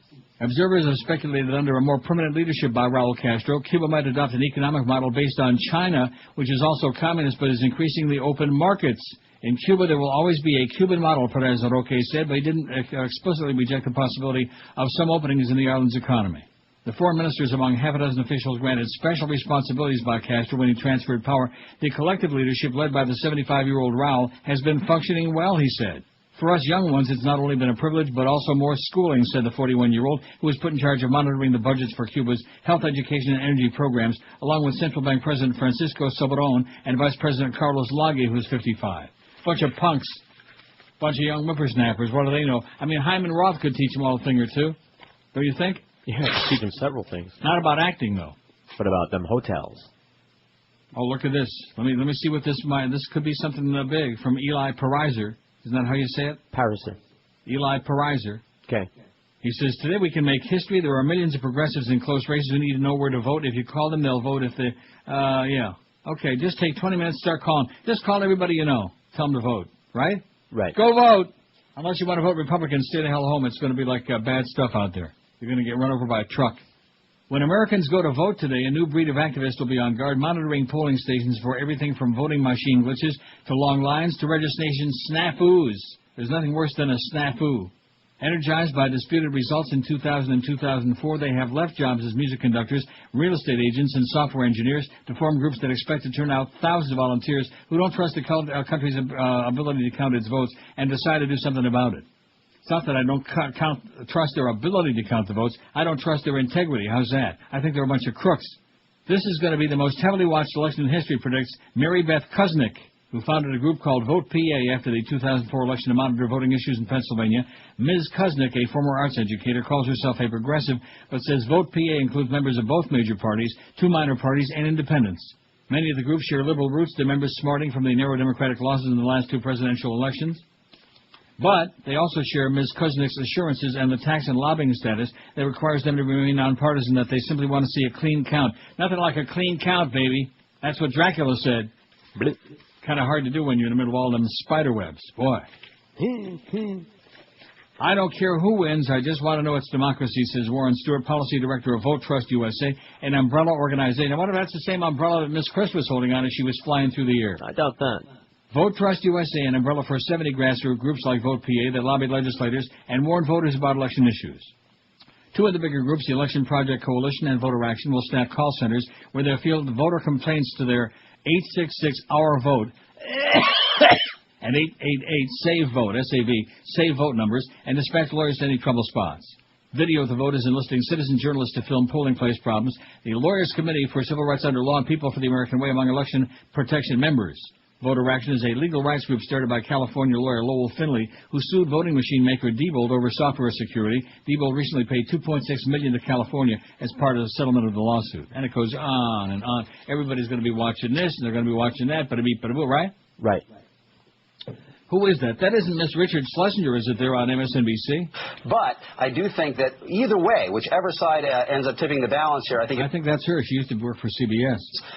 Saying they want a direction because they're a new direction because they're going to be looking at 08 and worrying that the results of 06 could be a predictor. All right, Ron Brownstein, thanks very much. Ron Brownstein looks just like Richard Schlesinger now. Sorry, Ron. Hey, Ronnie. You fairy. Same difference. 11:57 at QM. We got the Mad Dog at 2 as the Dolphins are on their way to sweeping the table, baby. Get the brooms out. The names of best talent. This is Neil Rogers, Sports Radio 560 QAM. Oh, we got a little problem here. Oh, what could that be? Not the audio fault again. Oh, yeah. There's that music again. Huh. Old. Yeah. In honor of your birthday, you know. Although this might be older than you. So what are we going to do now? We're going to listen to this for the next 20 minutes while you No, you could fire off the bed, or we could go on with the show, or you could read another story, or we could do what Josh tells us. Or I could go back to bed. Or I could leave like Josh did. We all feel like going back to bed today. Isn't that funny? Why, is it raining? I saw on the radar. Are you ready? License number CL0501-531. Hey, have you still not refinanced your mortgage because you don't want to spend thousands of dollars in closing costs? Well, you're smart. Paying the closing costs is a racket and a ripoff. I'm John Shibley, president of Lennox Financial. We'll refinance your mortgage and pay all your closing costs down to the last dime. We're not going to roll them into the loan. We actually pay them for you. If you walk in with a $300,000 loan, you're going to leave with a $300,000 loan. Listen, you're going to spend thousands of dollars in interest over the life of the loan. We're making plenty of cash. We don't have to stick it to you for the closing cost. Now's a great time to get out of those arms. Prime is up 2%. LIBOR's up 2%. Don't wait around till these things bury you. If you got a $200,000 or $300,000 mortgage, your payment's going to go up several $100s. Get out of that arm, convert it to a fixed, and do it with no closing cost. You hit a home run with that adjustable mortgage. Now it's time to bail. Lennox Financial will convert your arm to a fixed and do it with no closing cost. The biggest no-brainer in the history of Earth. Call Lennox Financial 954-653-3900. That's Lennox Financial 954-653-3900. Hey, football fans, QAM and Burger King want you to have Super Bowl 41 tickets. Stop by any participating Burger King restaurant each week and look for that week's special WQAM text message code. Then text that keyword to 25430, and you'll be automatically entered for a chance to win tickets to Super Bowl 41 at Dolphin Stadium. Plus, you'll also be entered for a chance to win tickets to see your favorite hometown team, your team in aqua and orange. WQAM and Burger King will be giving away 25 pairs of tickets to each home game at Dolphin Stadium. Have it your way. 25 pairs of tickets to each regular season home game and a pair of tickets to Super Bowl 41 from Burger King and Sports Radio 560 QAM. Sweepstakes ends December 31st. See official rules and participating Burger King restaurants for complete details. Cellist Yo-Yo Ma, one of the great stars of classical music, enthralls audiences all over the world with his passion and artistry. When it comes to picking a cello, he tends toward Italian instruments made in the 18th century. When it comes to a timepiece, however, he favors an instrument crafted in Switzerland, the Rolex Datejust. Since Rolex introduced the first self-winding calendar wristwatch in 1945, the Datejust has become one of the most sought-after models in the Oyster line. With its classic Oyster design and magnified date window, the Datejust is every bit as distinctive as the master cellist who wears it. To see the Datejust and a complete selection of other Rolex timepieces, visit your official Rolex jeweler. See what a new watch can say about you at Tourneau, the world's largest watch store since 1900. Tourneau, Bal Harbor Shops, Bal Harbor and Worth Avenue, Palm Beach. This is Dick Cheney. I like to relax by having Mary Magdalene massage my balls while listening to the Neil Rogers 12 to 1 hour. Come and listen to a story about a preacher named Ted, accused of taking meth and having gay sex. And just when you thought he was a super righteous dude, out came some stories that sounded pretty crude. Bad things, that is. Gay escort, snorting meth. Well, the first thing you know, old Ted's a hypocrite. Banning gay love while he was loving it. They said beg forgiveness and drop to your knees, then cry, say you sinned, and ignore hypocrisy. A lot of preachers spending a lot of time on their knees, but it ain't praying that they're doing. They're saying, oh, God, that's good, though. There's a follow-up, speaking of New Times, and again, this is Bob Norman who wrote the first part about Charlie Crist. Mm-hmm. You following this? I am. Well, the reason I'm the printing of the article didn't come out the way I wanted to. I may have to reprint it. Okay. Okay. Let me give it a shot because it's very important. Well, it is election day, and who cares whether he's straight, gay, bi, whatever, except that he's a freaking hypocrite. Right. Other than that, he's just fine. Charlie and a liar. Bob Norman writes in the Broward Palm Beach New Times in the brand new one. Sworn testimony backs up claims that Bruce Jordan boasted of his affair with Charlie Crist by Bob Norman. A videotaped sworn statement has surfaced that bolsters the contention that Florida Attorney General and Republican gubernatorial candidate Charlie Crist had a recent romantic relationship with a convicted felon and former travel aide U.S. Representative Katherine Harris. Huh. See if this thing's printing out any better this time. If it's coming out, oh, yeah, just fine. Fine as GI wine. Okay, let me Schmidt can the other pages there. Bob Norman says, last week I reported that 21-year-old GOP staffer Jason Wetherington had claimed to credible sources that he had a sexual relationship with the 50-year-old Crist and had identified the frontrunner's long-term partner as Bruce Carlton Jordan, who remains on state probation after serving a 30-day jail sentence for a conviction on grand theft and forgery charges. Crist has repeatedly denied that he is gay and, with the election, of course now here it is today, has recently become more vocal in his stance against adoption by gay couples and in support of an amendment to the U.S. Constitution to ban gay marriage. Crist campaign spokeswoman Vivian Mertitas responded to my questions with an email. Wild, false rumors like this one are a sad commentary on the politics of personal destruction, which is so hurtful to the political process, she wrote. This is a completely false story from a convicted felon. Evidence is piling up that, however, that he and Jordan, whom the GOP candidate claims not to remember even having met, had a relationship and that his Republican opponent Tom Gallagher knew about it prior to the September 5th primary vote. Much of the information surrounding the relationship came unwittingly and somewhat ironically from the Harris U.S. Senate campaign, where Jordan worked as the congressman's personal travel aide not long after his release from jail in February. It was while he was employed in that capacity that another traveler on the Harris campaign, Dee Hall, befriended him. In a videotaped statement that I obtained over the weekend, Hall swears that Jordan confided to her that he had an ongoing romantic relationship with Crist. He had a tryst with Crist. On the tape, Hall sits in a sharply collared blue blouse and talks about a July 4th outing with Harris on the wealthy island enclave of Johns Island near Vero Beach. Hall's attendance at the private party was a perk of traveling with her boyfriend, Jay Vass, who was the pilot for Harris's U.S. Senate campaign at the time. As the evening wore on, Hall says that she began talking with Jordan, whom she had already befriended on the campaign trail, about romantic relationships. She says she wanted to set up Jordan, whom she knew to be gay, with a friend. He said that he was involved with Charlie, she says on the tape, after she was sworn in by a court reporter. I was like, okay. He just stated his first name. He said, maybe you've heard of him. He said, Charlie Crist. She then asked Jordan what it was like to have a romantic relationship with such a public figure, and he said Charlie was apparently having some issues with that and trying to keep it under wraps and just trying to deal with it in general, She said later adding that Jordan seemed troubled that Crist was seeking counseling. He was kind of quiet about it after that point, or like he was concerned about Charlie's decision to seek counseling. I couldn't reach Hall for comment, but Vass, who's well known in state Republican circles, confirmed that she gave the statement and said that Jordan also confided in him about the relationship. Vass has been a pilot for top Republican politicians in Florida for nearly a decade. He's flown fat-ass Governor Jeb Bush, most every member of the state cabinet, and a veritable who's who of GOP bigwigs, including Crist, whom Vass knows personally. His company, Celtic Air, or is that Celtic Air, is represented by major Tallahassee lobbyist Wilbur Bruton. Speaking from his manufacturing company's office in Live Oak, Vass not only confirmed Hall's sworn statement, but also added that Jordan had told him of his romantic relationship with Crist as well, and that he too had given a sworn statement to that effect. It's the truth, said Vass. Vass, who's a registered Republican, said that while he was serving as the pilot for the Harris campaign this summer, he spent many hours with Jordan. He said during that time, Jordan told him and other Harris staffers that he was dating Crist. I mean, you can date a straight guy, can't you? Huh? It's a straight date. Uh-huh. The pilot also said that Jordan and other Harris staffers were matter-of-fact about the relationship and treated it as a fact that Crist is gay. He recounted the evening of June 20th when he was at the Blue Martini Bar in Tampa with Jordan and Harris campaign scheduler Jennifer DeBoard. Vass said that DeBoard was aware of the relationship and had seen in email exchanges between Jordan and Crist, and that the 42-year-old Jordan admitted it to him.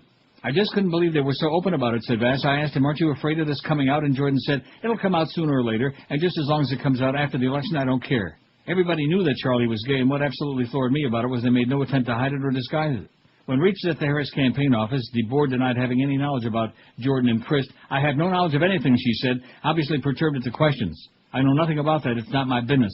Voss, meanwhile, happens to be a very good friend of State Chief Financial Officer Tom Gallagher, who was Crist's opponent in the primary. Not only has Voss flown Gallagher on campaign stops, but has also given the politician flying lessons, and the two men have considered business ventures together. I was thinking how to expose this, Voss says frankly. I told Tom about it, and he said, that's what we all suspected. I don't know what we can do with this information. I said, I don't either, Tom. All I can do is tell you what I heard. Voss also said he told Harris of Jordan's claim that while the two were at the Pompano Beach airport, Harris, who has said she dated Crist many years ago, told him she had no idea about the relationship, he says. She said it was a shock to her, and I honestly believe that, Voss told me. Harris said that she and Charlie dated in the past, and that during that time she went home and took a lot of cold showers. Maybe that explains her state of mind. Voss did a background check and discovered that Jordan was a felon who had stolen money from two organizations that employed him, including the Tallahassee-based Florida Funeral Home Directors Association, where Jordan served as executive director. The pilot took that information to Steve Andrews, a Tallahassee attorney and Gallagher backer, and that ultimately led to Jordan's ouster from the campaign in an August 11th article in the Herald about Jordan's ties to Harris and his friendship with Crist, with no possible mention of a romantic relationship. Ultimately, a private detective in Tallahassee who spoke to me on condition of anonymity took the sworn statements of both Voss and Hall. The PI indicated he'd been investigating Crist for several months, wouldn't reveal who hired him for the job. Rumors abounded that Crist would be outed prior to the September 5th primary, but it never happened. Sources say that Gallagher ultimately decided not to do anything with the information, fearing what it would do to the Republican Party in his own political career. Sources say, however, that the Hall videotape was released to a veteran St. Pete Times reporter, but the newspaper chose not to publish the story. I became aware of Jordan 2 weeks ago when a source revealed that Wetherington, who also worked on the Harris campaign, had identified him as Crist's long-term partner. It was only after that story was published that sources came forward about D.D. Hall and Voss. There's no known tie between these two and Wetherington, who has reportedly left the state till the election is over. The pilot says he never met him and didn't recognize the picture that ran on the New Times website. I've been unable to contact Jordan, but his father, Albert Jordan, confirmed to me that his son and Crist were friends. Bruce Jordan was known by many to be friends with Crist. In 2003, Jordan, as executive director of the Funeral Directors Group, used his friendship with Crist to persuade him to appear at the group's annual conference when Governor Jeb Bush canceled on short notice.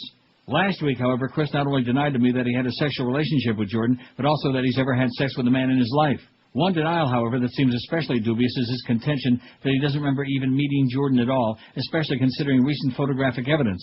The two men were definitely at the same function August 5th at, of all places, the annual Possum Festival in Wausau, a tiny town on the Panhandle.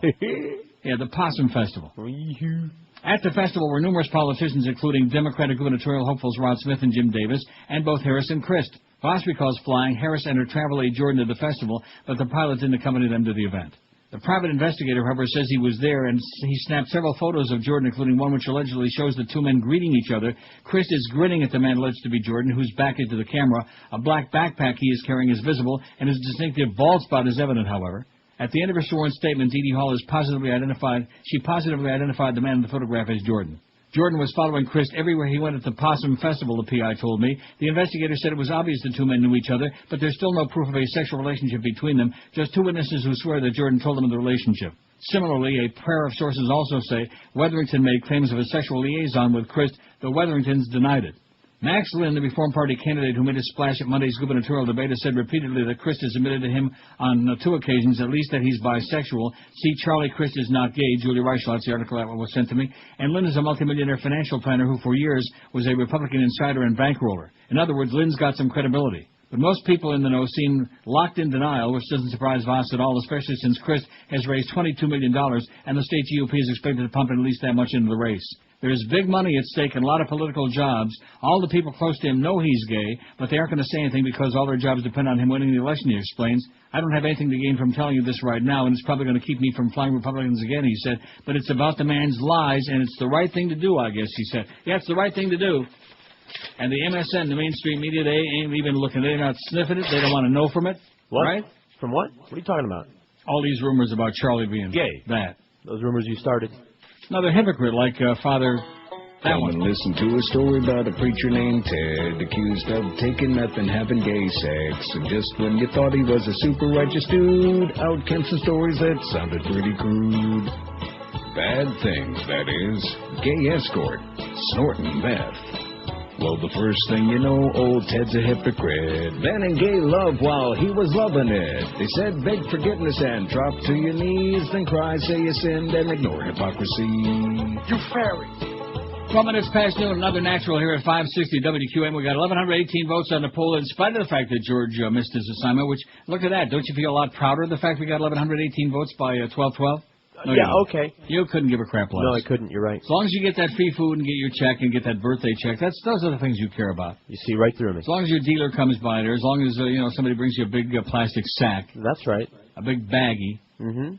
You know, an auto accident's a traumatic experience. There's shock, there's stress, there's tourist, there's grief, there's gnashing of teeth, wringing of hands. It's something nobody wants to have happen. But when it does, you need help answering all the questions that'll race through your mind. What do I do now? Do I need medical treatment? Do I need an attorney? Am I entitled to compensation? So many questions. So you need to be sure you call the right number the first time when you need help after an auto accident. Call this number, 1-888-CRASH-61. It's a free call. There is no obligation. 1-888-CRASH-61. 1-888-CRASH-61. Because you need answers, not another accident. 24 hours a day, 7 days a week, you can call that number, 1-888-CRASH-61. It's your auto accident hotline. Write it down on your arm, on your refrigerator, on your ceiling, on your, wherever you want to write it. 1-888-CRASH-61. Toll free and no obligation. Get all your questions answered about your auto accident by making that one simple, easy call and take a lot of sweat off your ass. Call 1-888-CRASH-61. That's 1-888-CRASH-61. The biggest names, the best talent. This is Neil Rogers, Sports Radio 560 QAM. Floridians, dumb as dirt. Hey everybody, I'm Brownie Brown, accountable for everybody brown that drowned. As a human being, I'm a big disappointment, but I got a brown nose and I knows where to point it. There was no rush to get them saved. They don't vote Republican anyway. I did everything I possibly can to show my support for the Ku Klux Klan. Oh, what a job I had as the rector of FEMA, when I ain't much more than a weaselly schemer and a clueless son of a bitch. Gets his gigs, brown nose in the ridge. Gets his gigs, brown nose in the ridge. New Orleans is wiped out and gone, but W said I did one heck of a job. Man, it sure pays off to be a crony and another white-pasty Christian phony. The National Guard is down there now, with orders just to get the press out of town. Everybody go home, there's nothing to see. Everything here is peachy keen. Oh, the hurricane gave us the big easy for neocon social engineering, like a giant Republican squeegee. Praise Jesus Bush, our Lord and King. Praise Jesus Bush, our Lord and King. I don't believe compassion's what we lack. It serves the right to hapless blacks, and you dissenters who say it's a national disgrace. They shouldn't have been black in the first place. This is no time to play the blame game, since we know that hurricanes are caused by gays who are not the right kind of homo. Like Scotty McClellan and Karl Rove, oh, we're achieving the American right-wing dream to make everybody white like me, and an ignorant son of a bitch who gets his job, brown nose in the ridge. Oh, how I miss petting my Arabian horses. I'd rather do that than watch floating corpses. I'm a negligent murderer now, and I'll keep going down to keep my nose brown. I'm a negligent murderer now, but I'll keep going down to keep my nose brown. Heck of a job, baby. They really did it there in Katrina. We don't hear too much about that no more, though, you know? Hey, shut up, commie. Okay. 21 past noon at 560. There's Lester Holt. Surprising since more than a third of Americans... Oh, that's Lester Holt. Yeah. Up until this moment, all this time, I keep telling you about Lester Holt is such a great, got a great voice. And this is the first time you knew who the hell Lester Holt was? I mean, I've seen him before, but this is the first time I've put the name to the face. The name and the puss? Yeah. Yeah, and yeah, you're great. Right. He's like charging some Republicans have been making... I mean, he's like actually somebody who belongs on the air, like a real broadcaster. So what's he doing on that channel? Well, we got Keith Olbermann on there. Keith Olbermann and him. And Rita. Here's a fax that says, I just got a call from my buddy in Orlando. He voted early about a week ago. His son went to vote today, and when he was signing in, he noticed that there was no signature next to his dad's name. In other words, my buddy could vote twice. My buddy, he keeps saying my buddy. I'm a little suspicious about this fax. My buddy is a Democrat, but it's not hard to imagine yet. This is another way the fascists are getting extra votes. Well, you know what? That's good. Let's not have all the Democrats vote 2, 3, 4 times. They're going to need it. Going to need that extra cushion in there until when they put the fix in. Now, can we listen? Can we check if that Mitch Lewis thing is clean? I don't want to play the whole thing. You're free, and freedom is beautiful. And, you know, it'll take time to restore chaos, but we will. Something stinks inside our house.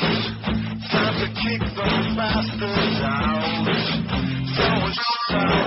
Excellent. Very good. You done that? I done that. Beauty. Not too bad. Governor Rick Perry of Texas, after a God and Country sermon attended by dozens of political candidates Sunday, said that he agreed with a minister that non-Christians will be condemned to hell. Oh, my God. In my faith, that's what it says, and I'm a believer of that, the governor said. Governor Rick Perry of Texas. All right. Throughout much of the 90-minute service at Cornerstone Church, Mr. Perry sat on the red carpeted stage next to the Reverend John Hagee. Mr. Perry was among about 60 mostly Republican candidates who accepted the invitation to be introduced to the megachurch's congregation of about 1,500 plus a radio and TV audience. If you live your life and don't confess your sins to God Almighty through the authority of Christ and His blood, I'm going to say this very plainly, you're going straight to hell with a non-stop ticket, Mr. Hagee said, during a service interspersed with religious and patriotic videos. Asked afterward at a political rally whether he agreed with Mr. Hagee, the governor said he didn't hear anything he would take exception to. He said he believes the inerrancy of the Bible and that those who don't accept Jesus as their Savior will go to hell. How do you like that? So all you people out there in this audience, if you don't go and believe in Jesus, you're going to go to hell. That's right. A little later, another stop, the Republican incumbent clarified his beliefs. I don't know that there's any human being who has the ability to interpret what God and His final decision-making is going to be, Mr. Perry said. That's what the faith says. I understand, and my caveat there is that an all-knowing God certainly transcends my personal ability to make that judgment black and white. In other words, double talk. He added, before we get into Buddha and all the others, I get a little confused there. But the fact is that we live in a pluralistic world, but our faith is real personal, and my Christian faith teaches that the way through is through Jesus Christ. Jesus Christ? Yeah, that's the one. Jesus, the Getzky with the long beard and the bad sandals. The Birkenstocks. Mm-hmm. He only wishes he had Birkenstocks. His opponents in the race, campaigning across the state with just 2 days to go to the election, they criticized the governor, saying his comments were unnecessarily divisive. He doesn't think very differently from the Taliban, does he? Independent Kinky Friedman said.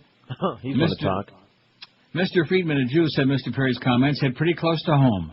Being obsessed with who's going to heaven and who's going to hell is kind of a pathetic waste of time, he said. Mr. Friedman often expresses admiration for Jesus and calls himself a Judeo-Christian and who's crazier than a bedbug. Declined to say whether he believes that accepting Jesus as one Savior is the only path to salvation.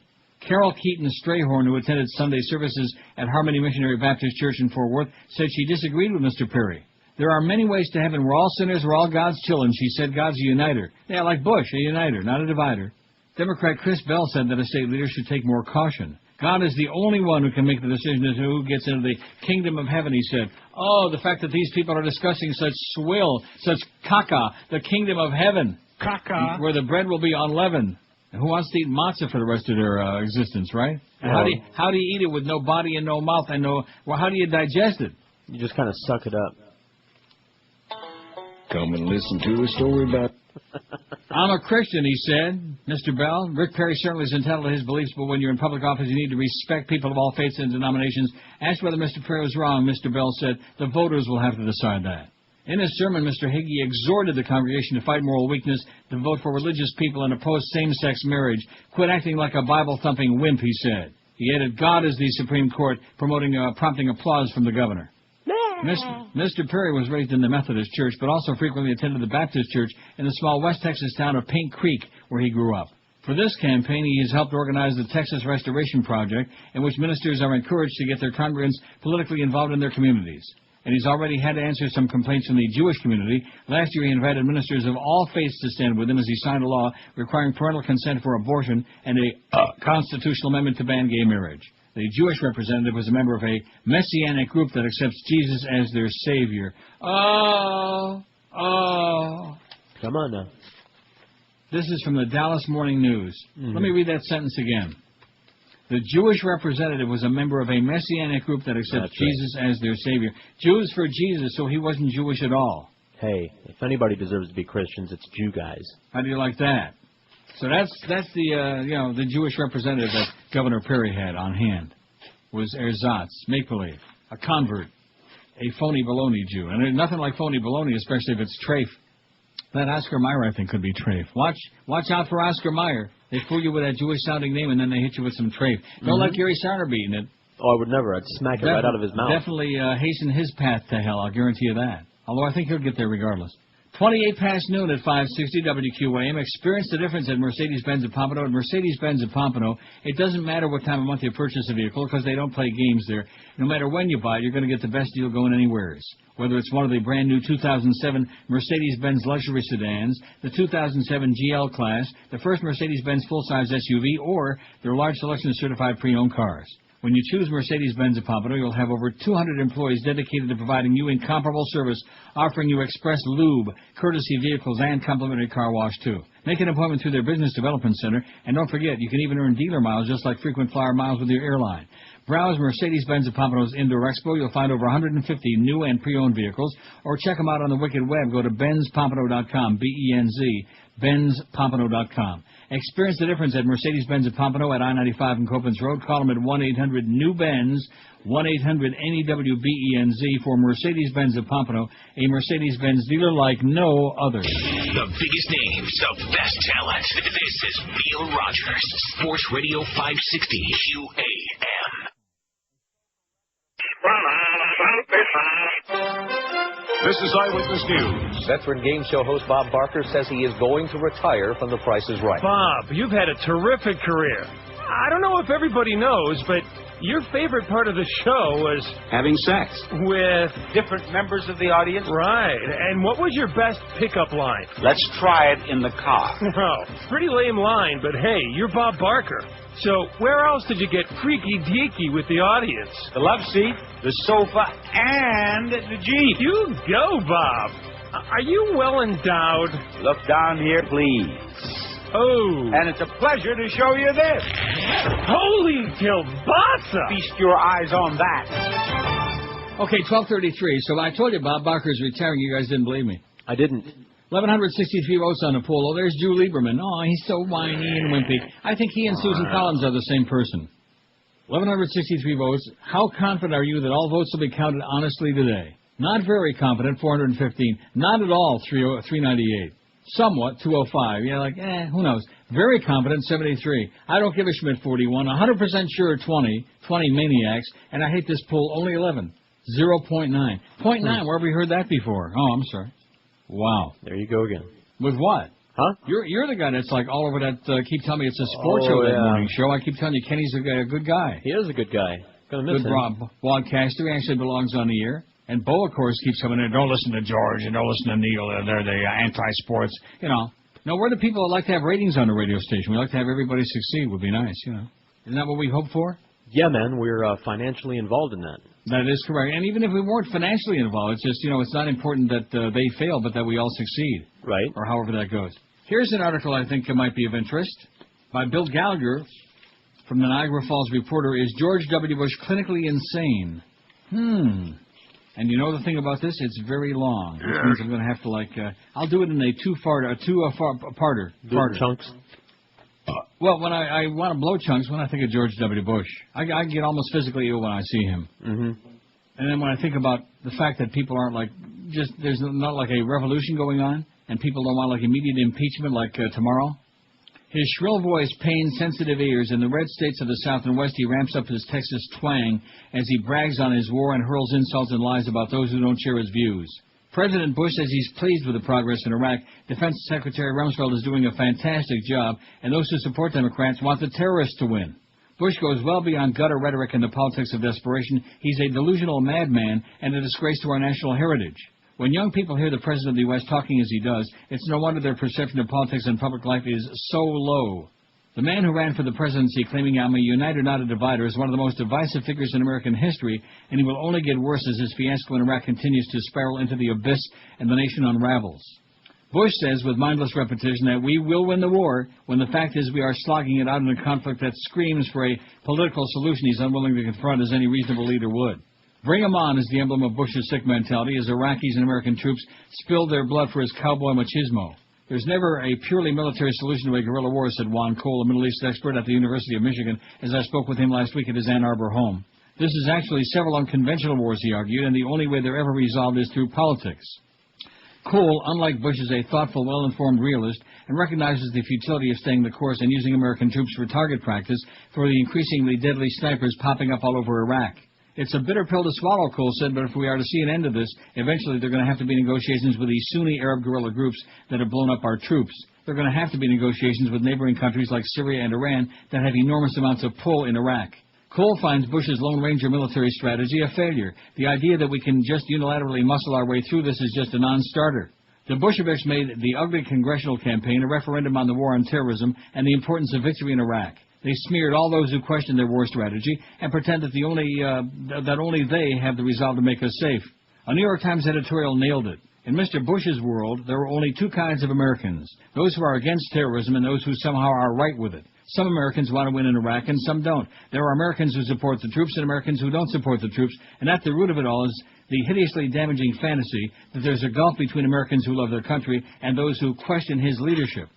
Bush's fantasies are even disturbing his fans. In a sit-down with wire service reporters, Bush assured them that Rumsfeld, the most incompetent man on earth, would keep his job for 2 more years. Maybe in the last days of the Republican-dominated Congress, Bush can get him declared defense secretary for life, sort of an American Raul Castro. Gushing over Rummy and Dick Cheney, the two principal thugs who lied to get us into Iraq and designed the disaster, Bush claimed they're doing a fantastic job, and I strongly support them. The remark prompted conservative columnist Andrew Sullivan to raise the question of Bush's mental fitness. Sullivan told CNN Bush is so delusional, this is not an election anymore, it's an intervention. Sullivan, long a cheerleader for the war in Iraq, said Bush is so in denial he simply can't come to grips with his failure. It's unhinged. It suggests this man has lost his mind. No one objectively could look at the way this war has been conducted, whether you were for it as I was or against it, and say that it's been done well. It's a disaster, said Miss Sullivan. Gay. Sullivan added, for him to say it's a fantastic job suggests the president has lost it. I'm sorry, there's no other way to say it. The president's nanny corps, his mother, his wife, State Department hands, Condoleezza Rice and Karen Hughes, know he's unhinged, but are too loyal to share that disturbing truth with the world. Republican House Majority Leader John Boehner tried to shift responsibility for the Iraq disaster away from Rumsfeld. Boehner quickly filled the disgraced Tom DeLay's shoes as the most loathsome member of Congress. Boehner told CNN, let's not blame what's happening in Iraq on Rumsfeld, but the fact is the generals on the ground are in charge, and he works closely with them and the president. Rummy, the notorious micromanager who second-guesses every move his commanders make, gets a free pass from that idiot Boehner. Before the invasion, Cole assessed the risks of invading Iraq for the University of Michigan's International Institute, was part of a group of experts that advised the State Department on the risks. He believed that destroying secular Arab nationalism could drive Sunni Arabs toward al-Qaeda and Islamic fundamentalism. Cole envisioned Shiites hooking up with Ayatollahs in Iran and the Kurds pushing toward their own state and causing tensions with neighboring Turkey. Cole was spot on, but the Bush administration ignored his warnings. The problems were foreseeable to anyone who knows the area, he said, but I have to say the full magnitude of the catastrophe boggles even my mind. Cole fears the mess in Iraq could get worse. He sees continued violence and instability in the Shiite south and the potential interruption of oil supplies, making the military more vulnerable. As the sectarian violence rages out of control, Cole argues that this kind of situation is intractable, and once it begins, once people are angry on a nationwide scale, once they're afraid, they're taking the law into their own hands. Cole fears Sunnis and Shiites will continue ethnically cleansing their neighborhoods with U.S. forces caught in the middle and placed in even greater danger. We need a change in policy, he insisted. I think our presence there is exacerbating the problems. And I think if we go on as we are, there's a real danger to British and U.S. troops being killed in very large numbers. That's what George W. Bush considers a fantastic job. I think I'm doing a fantastic job of reading this story without rushing through it because I'm going to put flag the page there. I'm going to dog-ear it. What to the page? Fag the page. Oh. Well, I'll finish it after the break, okay? It's not that long, but it's just, it requires, because obviously the man is crazier than a bedbug. Yeah. Just like everybody knows that, just like everybody knows that Charlie Crist is a closet case who's like self-hating. That Ben Ginsburg, man, when I see him, there are certain people when you see like that William Donahue, from the Catholic League. Yeah. And Ben Ginsburg. And I see him and I clench my teeth and and blood drips down my chin. 20 till 1, I think it's blood, at 560 WQAM. We got the Mad Dog at 2, Power Hour with Mad Dog and the Humper at 4. And don't forget, we got the opening tip and the closing tip and the big tip and the uncut tip with Bimbo Coles tonight before and after the Heat game, which we don't carry. If you're expecting guests this holiday season, then it's a great time to dial 1-800-MATTRESS. Plus, it's Dollar Mattress's 30th birthday. To celebrate, Dollar Mattress and Simmons are offering you the lowest price of the year right now on the best-selling Simmons Beauty Rest Pillow Top. You can choose from South Florida's biggest selection of Simmons Beauty Rest with same-day delivery like always. This is the only way for a person with a brain to buy a mattress. Forget about schlepping all over town, comparison shopping in those bedding and department stores, wasting time, gas, and money, and then getting ripped off. Call Dial a Mattress at 1-800-MATTRESS for factory direct unbeatable prices and award-winning service with no nonsense. You pick the date and time for delivery anytime it's convenient for you, 7 days a week, from 8 in the morning till 10 at night, even the same day you call. Pick the 2-hour window, and they deliver it right on time. That's why Dollar Mattress is ranked #1 in the world of customer satisfaction. While I've used them for years, and just about everybody at QM uses them when the old mattress gets lumpy and bumpy and needs to be replaced. On the web, just go to dialamattress.com. It's not dialamattress.com. Maybe it is. Maybe they changed it. I don't know. I just don't trust Hank, whatever his name is. What's the guy's name? Not Hank Goldberg. Hank. The sales guy. Guerrero. Hank Strand. Anyway, on the web, mattress.com, or call them toll-free at 1-800-MATTRESS, 1-800-MATTRES. Leave off the last S because it stands for savings and stupid sales holes. The biggest names, the best talent. This is Neil Rogers, Sports Radio 560 QAM. Yes. Do you have a match? I need to light my shoelace. When there's a bomb in my shoe and a melody in my heart, I get that tingling, tingling feeling when I blow the plane apart. You show the world that my faith brings me closer to Allah. Your life is worth the taking, for my religion's the reason why. With a bomb on my feet, I'll put a wet spot on your seat. You'll find that I'm an outsider, crazy when there's a bomb in my shoe. Ah la la la la. What a wonderful way to die this way.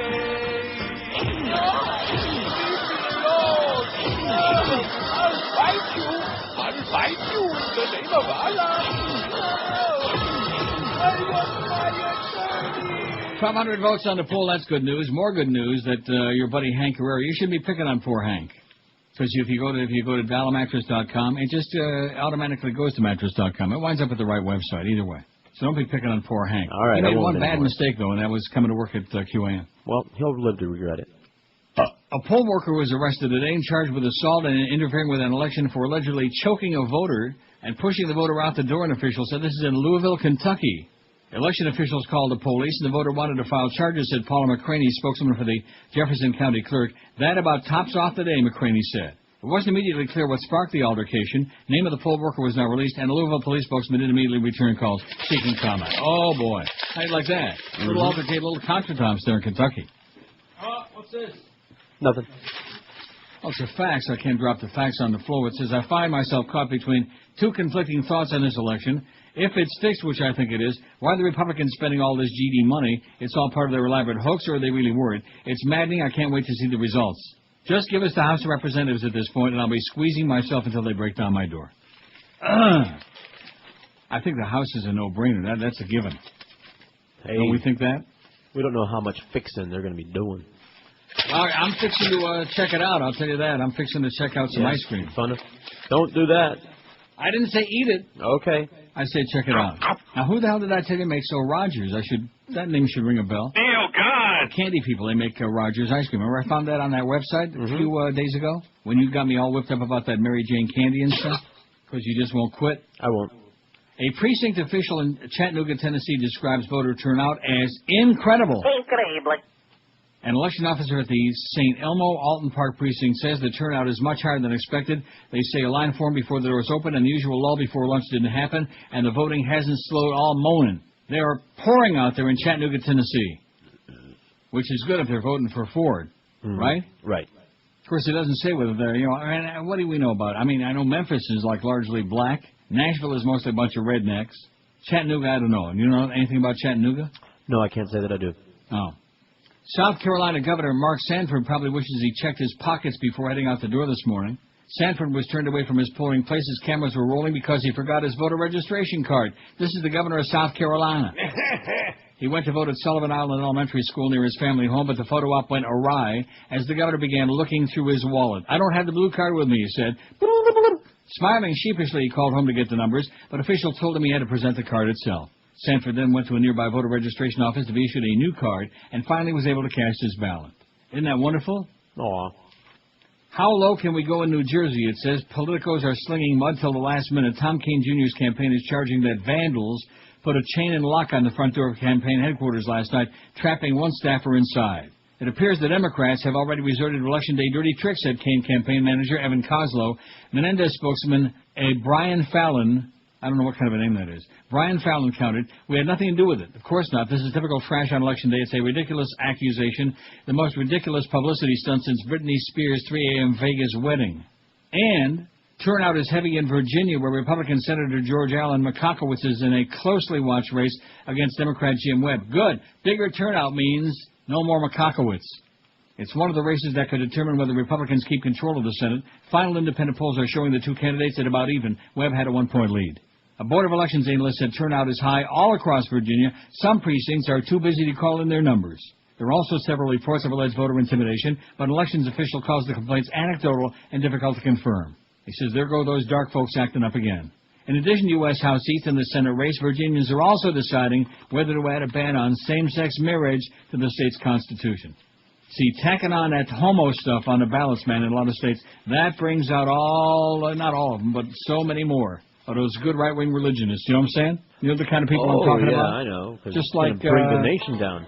Just like him. That's why you need to watch that little cartoon that's in there, in that latest package. It's in there. I say it's in my package, okay? Republican Jean Schmidt had trouble casting her paper ballot via scanner in Loveland earlier this morning, a situation captured on video by CNN affiliate WKRC. Election officials put her ballot in a lockbox, and said they'd manually enter her vote later. How do you like that? Thank God for Al Gore and his lockbox, you know? Lockbox. And the polls in Delaware County will remain open an extra 2 hours and 45 minutes till 8:45 tonight Eastern Time because of a computer error with electronic voting machines. The extension was approved by the Fifth Circuit Court of Delaware County after local election officials filed to keep the polls open longer. The problem delayed the opening time for more than 70 precincts. The polls in the rest of the state will be closing at the scheduled time, the last polling station shutting down at 7 p.m. This is Ohio, in Indiana. In Marion County, paper ballots had to be used in more than 100 precincts because touchscreens on electronic voting machines weren't working. Well, you know, details, right? Right. I never finished that story. No, I never did not. But I got time to do it right now. See what good timing? What a piece of luck. It all falls in together. It's the story by Bill Gallagher from the Niagara Falls Reporter about his Bush out of his mind. Crazy person. He says, Bush, the great born-again Christian who consulted Jesus with his war plans, is presiding over the death of Christianity in Iraq. Christian refugees are fleeing to Syria and Lebanon in vast numbers. Their churches are being burned and their priests are being murdered. Iraq's 1 million Christians who've survived in that land for 2,000 years are in mortal peril. Bush's war has made that happen.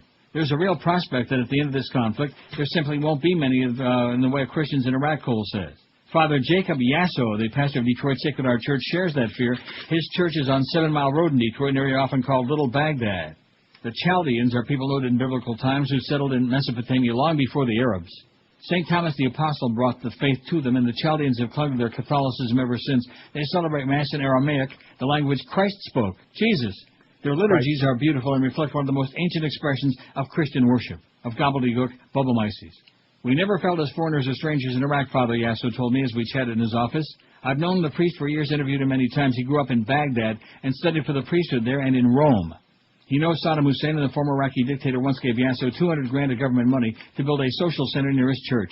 In spite of Saddam's largesse, Yasso was also happy to see him toppled. At least at first. Chaldean and Assyrian Christians were tolerated in pre-war Iraq. How come before the invasion they were working together under Saddam? Why after the fall of that government are things changing, he wondered. The priest described an incident in Basra in which Shiite radicals attacked a Christian village. They kidnapped a youngster, killed him, and hanged him on a cross, telling him, all Christians will be killed like your Jesus. In Mosul, a gang of men upset over the Pope's remarks about Islam kidnapped Father Iskander Benim. His severed head and limbs were found on top of his body. There's another one of those severed heads. What a great holiday gift. Churches are burned and bishops are fleeing. Christian refugees are living in misery. I asked Yasso the obvious question, was it better under Saddam? Quickly and emphatically he replied, much better, yes. This is what Rumsfeld's fantastic job has done. George W. Bush and the Republicans who support the fiasco in Iraq must be held accountable, says Bill Gallagher, a Peabody Award-winning columnist for the Niagara Falls, and a councilman, too. How do you like that? Enough to make me want to get in the cab and go to Fallsview and plunge my guts out, but I'm not going to do it. It'll be your fault. I know. Oh, I get some of that good Kit Kat ice cream, man. You ever have that? No, I already asked you. You won't even find it. No. I mean, I'm not going to look for it either. Well, why not? Because I don't want to be a fat You can't slob. find it unless you look for it. I don't want to be a fat And the ice cream, too. One thing about me, man, I'm always looking for it. Something sweet. Sweet. 12:56 at 560, like in that movie, Match Point, which you'll have in a day or two. Boy, you'll like that. Can't wait. You will like that. And try to pay attention to the storyline of the story just because your sweetheart, Scarlett Johansson's in there, looking really voluptuous and blonde and lovely. And pristine. Yeah. Squeaky clean. Yeah, kind of like Brian Schmutz. But you're a foot guy, man. You're into that. You got that foot fetish. That's right. And anybody else out there who really is into feet, take care of your own feet. That's all I can tell you. Forget about everybody else's feet. Just keep your nose out of them, man. They stink. Brandy's carries all the top names in shoes, and this is the place to get your feet gussied up. They got Florsheim, Echo, Mephisto, Rockport, Hush Puppies, New Balance, which I love, and all the other name brand sizes in all shoes in all sizes for men and women. Even they carry wide widths and hard-to-find sizes. In fact, Brandy's is the largest independent shoe retailer in all South Florida. Go see our good buddy Arnie. He'll make sure you get the right fitting shoes for your feet every time at an unbeatable price, too. That's why Brandy's is still around after all these years, while the others have come and gone. Brandy's, you'll find them at 1290 North Federal Highway in Pompano Beach, right between Atlantic and Copans on the east side. You can't miss it. And Brandy's is open every day for you, Monday through Saturdays till 9 and every Sunday till 5. And this week is a great time to buy men's Florsheim at Brandy's. Save $10 to $20 per pair. So be sure to get your fat ass into Brandy's this week to save some cash, or do your shoe shopping right on their website at brandyshoes.com. The biggest names, the best talent. This is Neil Rogers, Sports Radio 560 QAM.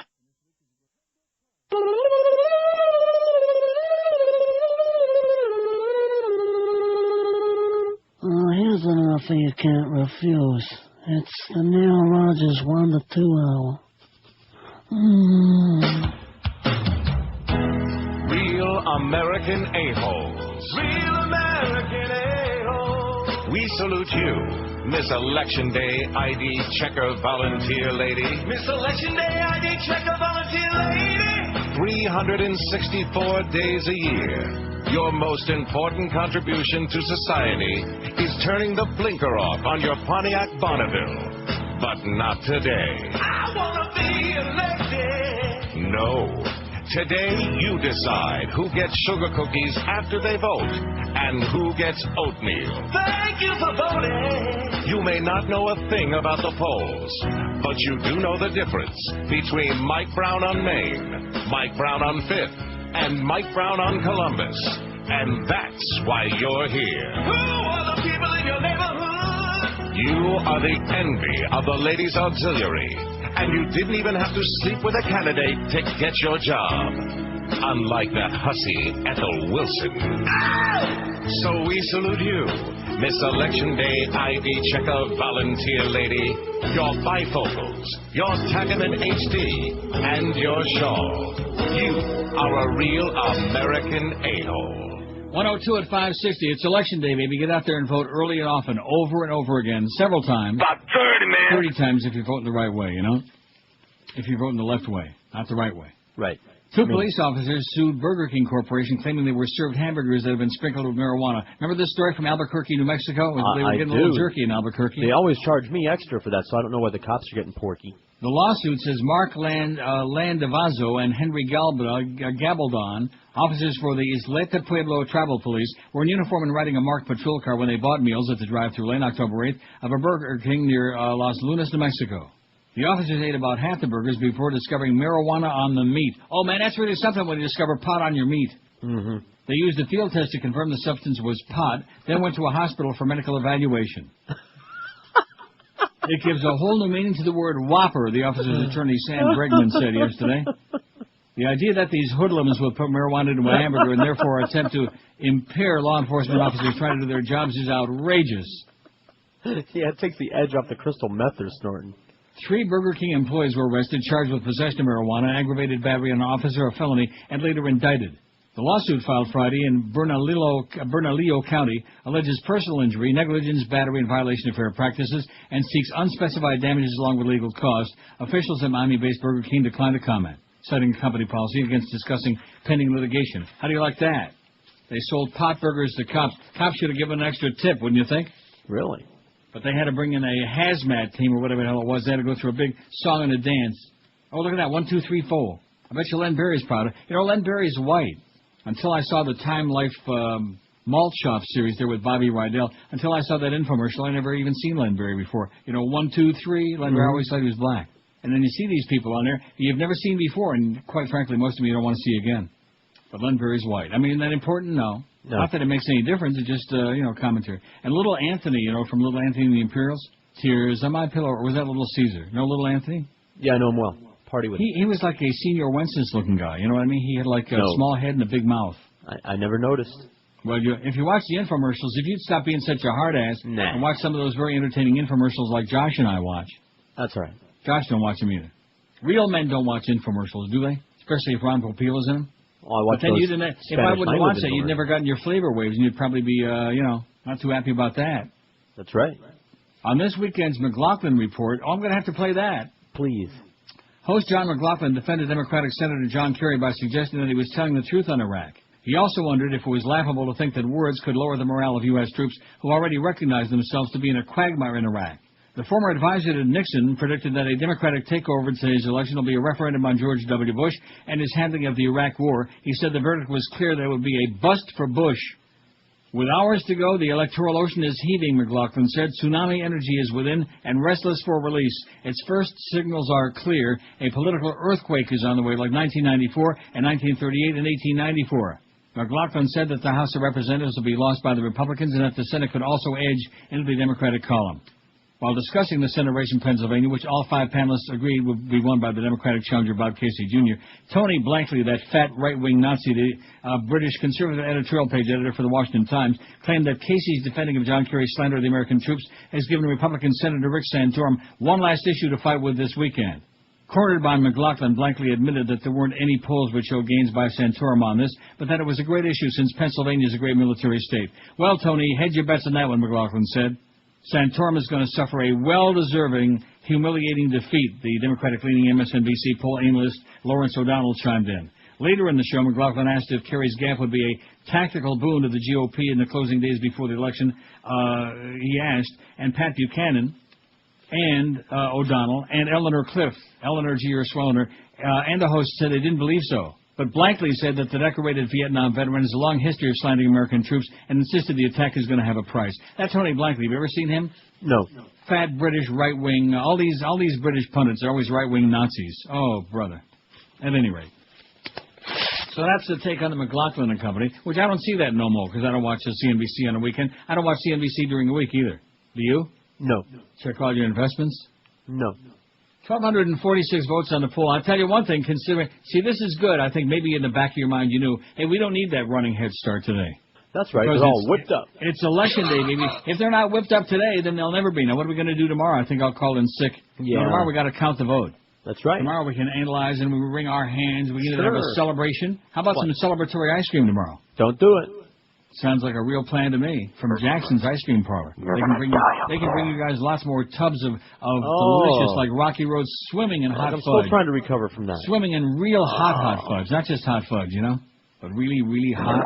Did you ever buy a jar of Smucker's hot fudge and then put it in a like a little cup and put it in the microwave and nuke it for about 10, 15 seconds and make it nice and really hot? I just put the whole jar in there and then I grab it with a pot holder. Take a spoon and eat it out of the jar. The Smucker's hot fudge. No, I haven't done that. I poured it on stuff, though. And there's Harold Ford Jr. I don't know what the hell's wrong with him, man, other than the fact he's got a little bit of a tan. Suggesting that if you lose, the people of Tennessee you ought to be kicking ass in Tennessee. Against you, we're not good and decent? No, I think at the end of the day, if we don't win, it won't be because of anything that the National Republican Party has suggested in these awful, sleazy ads. It'll be because we didn't run a strong enough campaign. But I got a great feeling we're going to win this race. Go ahead, Harold. You're going to do it. They got a big turnout there in Tennessee, which means a lot of the rednecks are coming out of the hills. Maybe they're coming in from Antry. Oh, I'm not playing that thing no more. I'm not getting sucked into playing that. Yeah, right. Do it. You queued it up right after that part anyway. Get out of here. You did this morning. You queued it right up real nice. First of all, I'm not doing it. I'm not letting you talk me into it because I already rewound that tape back to the beginning, which is way a million miles before. It's got all that other stuff on there. It's got that Clinton stuff. And God only knows what kind of filth it's got on there. That's what you're hoping for. Yes, I am. Being the pervert that you are.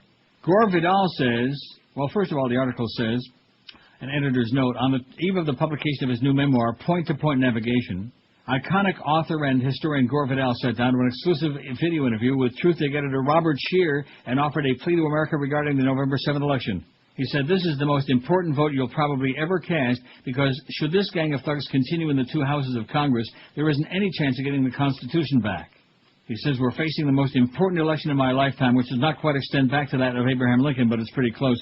There will be nothing more important in the voting line than one can foresee that will come our way while any of us is still hobbling around. This will determine whether we regain the republic which we've lost over the last 5 years."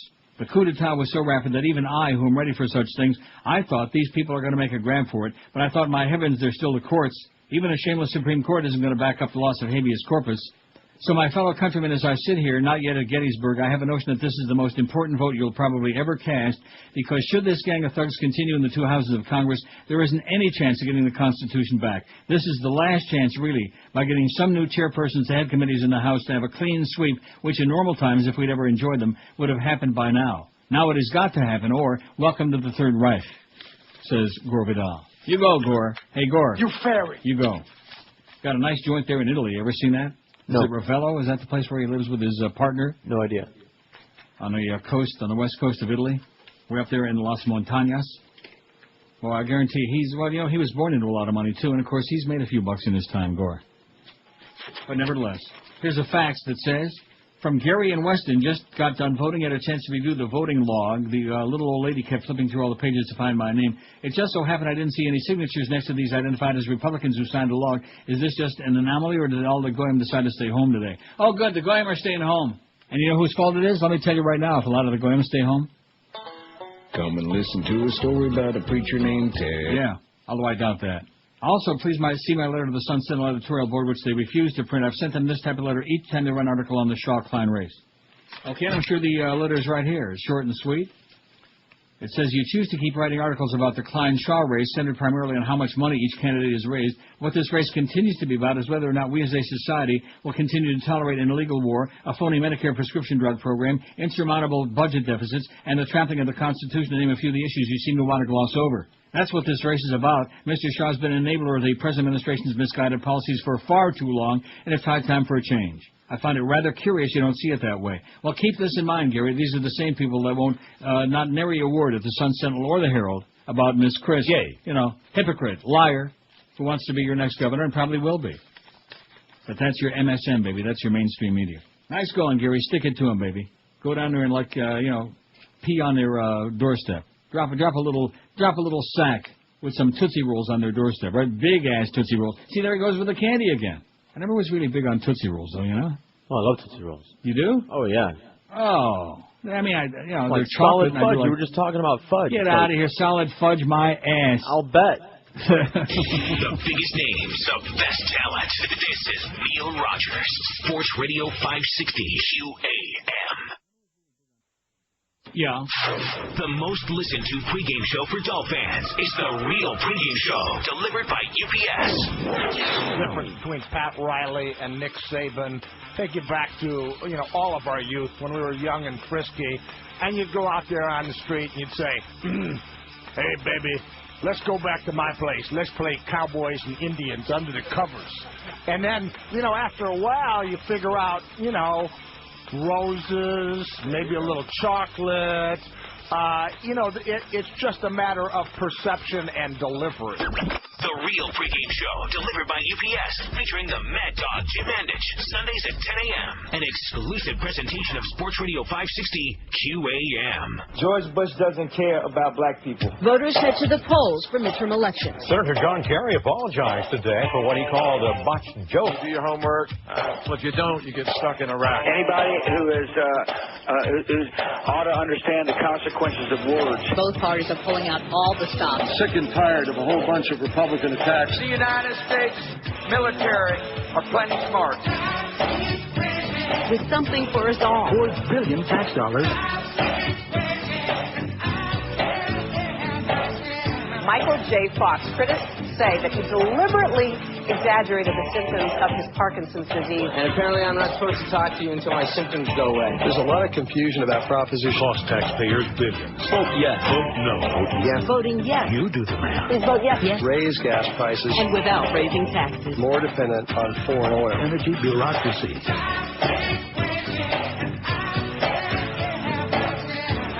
5% of the money. New taxes. Distorting facts. $200 million. It's a 118 at 560 WQAM. Happy Election Day to you. Go out there and vote for her 5, 10 times. 4 days after she said she was raped today, the accuser in the Duke lacrosse case told co-workers at a Hillsborough strip club that she was going to get money from some boys at a Duke party who hadn't paid her, the club's former security manager said. She basically said, I'm going to get paid by the white boys, H.P. Thomas, former security manager at the Platinum Club, said in an interview on Friday. I said, whatever, because no one takes her seriously.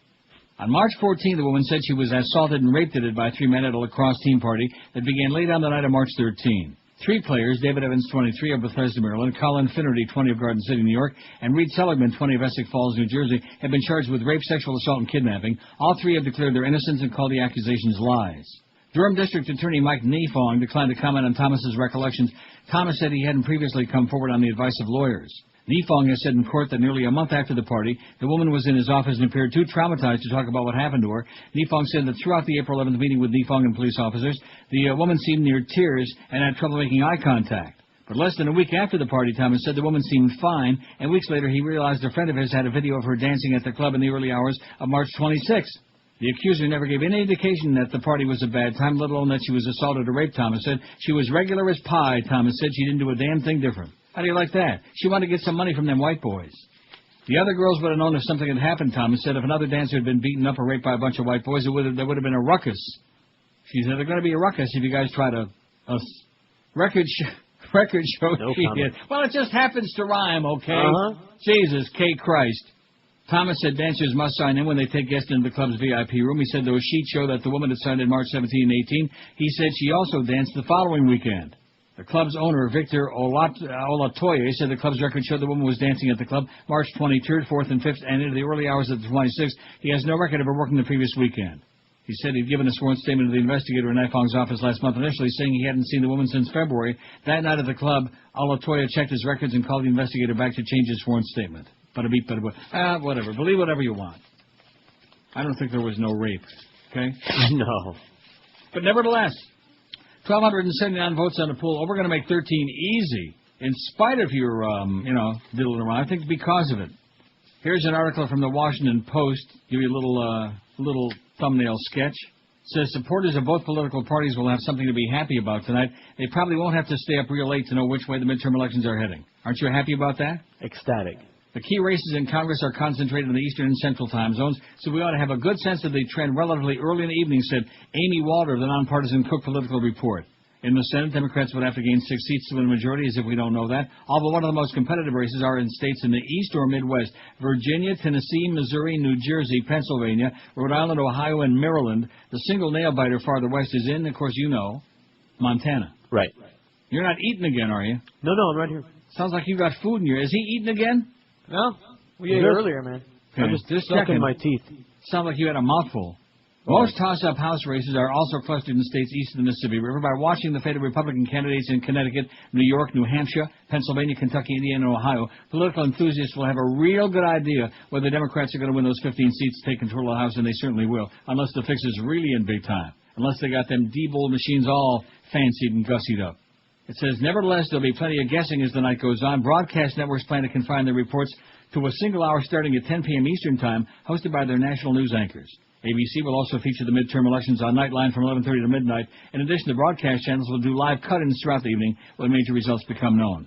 Political junkies will demand a lot more info than that. For them, cable news channels and websites will fill in the gaps. The cable channels are scheduled to provide their usual blanket coverage all evening into the wee hours. Don't watch that Wolf Blitzkrieg, I'll tell you that. No. He's only going to, if he's anchoring the coverage, only Israeli candidates are going to win. For people who want their beauty rest, a few contests with early poll closings can be seen as harbingers of things to come. Harbingers. Harbingers. That's what I just said. Okay. As Kentucky and Indiana go aimless, say so will go the House. And the good news, the polls in both states will close by 7 p.m. Eastern Time. Nathan L. Gonzalez, whose name ends in S, of the nonpartisan Rothenberg Political Report, recommends looking at Kentucky especially. If Representative Jeff Davis, Republican, is defeated by former Representative Democrat Ken Lucas, Gonzalez said, the GOP is in serious jeopardy. That's when you're going to start seeing Alex Trebek pop up on your screen. If Representatives Ann Northrop and Ron Lewis, both Republicans, also lose, Republican losses in the House could be sizable, he said. Another bellwether is Indiana. 3 Republican congressmen face tough re-election fights there. John N. Hostetler, Chris Chocola, and Michael E. Sudrell. Hostetler's all but given up for lost. But if Chocola, Sudrell, or both also go down, the Republican majority in the House will probably fall with them, analysts agree. Walter of the Cook Political Report sees the electoral fate of Sudrell, a freshman who's facing former Representative Baron Hill for the third time, as one of the nation's best predictors of the partisan direction of the House. If a Democratic tsunami is hitting, Republicans could realistically lose the majority before the polls close in the 8 p.m. states, such as Pennsylvania, Gonzalez said. But if Republicans can escape these early states down by just 3 or 4 seats, it should be considered a moral victory. The Cook Report lists 9 Senate races as toss-ups, and Gonzalez of the Rothenberg Report names 2 of them as the ones to keep your eye on. Keep your eye peeled. Senator Jim Talent of Missouri is neck and neck. He's going to lose to Missouri State Auditor Claire McCaskill because of the stem cell research thing on a ballot in Missouri. He's going to lose. And in Virginia, Senator McCockowitz is nip and tuck with Democrat Jim Webb. If Talent loses, the GOP majority is in serious jeopardy in the Senate, Gonzalez said, and it's completely gone if McCockowitz loses. Best of all, the polls in both those states, Virginia and Missouri, close by 8 p.m. Eastern Time. Hallelujah. Yeah. So unless, like I said, they're going to do another one of these deals where they're going to, 2 for us and 1 for them, won't have to stay up till 2, 3, 4 o'clock in the morning. Because that would mess up my whole, body clock for tomorrow. Because tomorrow, you know what tomorrow is, don't you? Woodbine Wednesday. That's correct. In fact, tomorrow's another day when you're going to have to change the poll. You think we can trust him to do that, Josh, or not? I'll try not to be passed out in the gutter. Give a little man, a big man's, even a child could do that. High on meth and sterno. That must be what it is. Mm-hmm. Oh, you just bought the meth like Pastor Haggerty. You didn't ever, use it. No, I used it. You never tried it. That's what he said first. In fact, he said a lot of stuff first, then all of a sudden, oh, well, guess what? I'm a liar. Well, I put it in my mouth, but I spit it out. Yeah. And the meth, too. 1,291 votes. He's in a real meth, wouldn't you say? I think he's in the real meth. Too bad. Boy, that gives me such tremendous satisfaction seeing these fakers. Although the problem is, after they go through the usual, they take a little hiatus. They sit there on hiatus road, the old one. Well, he's already doing that. Yeah. He's singing the same song. And he'll be back. He'll be back, and all the old Getchkis there, they'll all be throwing their money out. Here you go, Reverend Ted. And of course, the fallen, the sinner, man. We forgive you. We forgive you no matter what the hell you did, who you killed. You're the best. That's right. Come home. We love you. Let us give you like a little massage. 26 past 1 at QAM. The biggest names, the best talent. This is Neil Rogers, Sports Radio 560 QAM. Senator Kerry, the Republicans have been talking smack about you. I'm sick and tired of a whole bunch of Republican attacks. They said that you've got irritable bowel syndrome. That's problems with the butt. Yeah, that's what they said. So is that... It was right. Oh, I'm sorry to hear that. How you doing now? Oh, you're really nice to ask. I'm able to say that I am cured, and I want to stay that way. Great. And good luck with your ass. Thanks so much.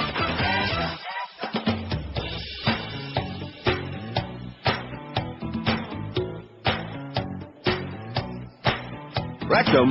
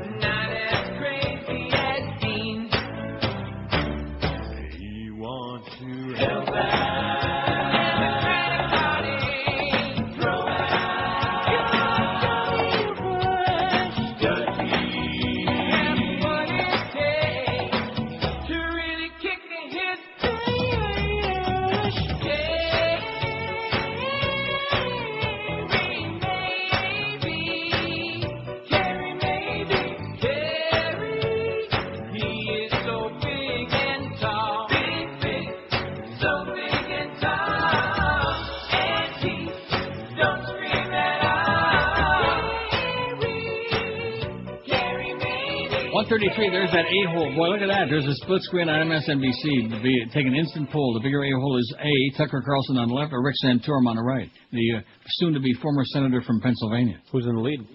I'm voting for Rick. The Federal Bureau of Investigation, the FBI, is looking into the possibility of voter intimidation in the hard-fought U.S. Senate race between Senator George McCockowitz-Allen and Democratic challenger Jim Webb.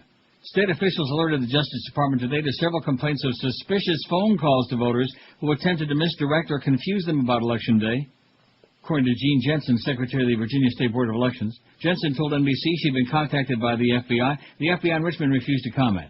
State Democratic Party counsel Jay Myerson said in a written statement issued by the Webb campaign he believed Republicans are behind an orchestrated effort to suppress votes for the Democratic challenger. Republican officials, including the executive director of the Virginia Republican Party, have told NBC that the GOP and Allen campaign are focused on mobilizing voters and haven't discouraged anyone from voting. Right. Recent polls suggest the race was a toss-up. Even Steven, neck and neck, nose to nose, ass to ass. In the Washington, D.C. area, NBC affiliate News 4 reported on its website it received email from a viewer in Virginia who said he received a phone call from so-called volunteers threatening voters with arrest if they cast ballots. And News 4 reported the viewer's email stated that after he had voted, he received a call from an unknown caller who said they knew the voter was registered out of state and would be arrested if they voted today. The viewer's email stated he's been registered to vote in Virginia for the last 3 years and has the Virginia voter registration card to prove it. The Webb campaign also said other voters are getting calls telling them that their polling location has changed. Also, there are allegations that flyers are out that say, skip this election, blanketing African-American communities. All right. We don't want to keep those dark folks home, do we, the Republicans? Yeah, you bet they do. Keep those darkies home, man. If you vote, you're going to get arrested. They're going to take you away in chains. They're going to lynch your ass, whatever. You know, of course, it is Virginia, right? And where is Lynchburg? In Virginia. Why do you think they call it Lynchburg? I know why.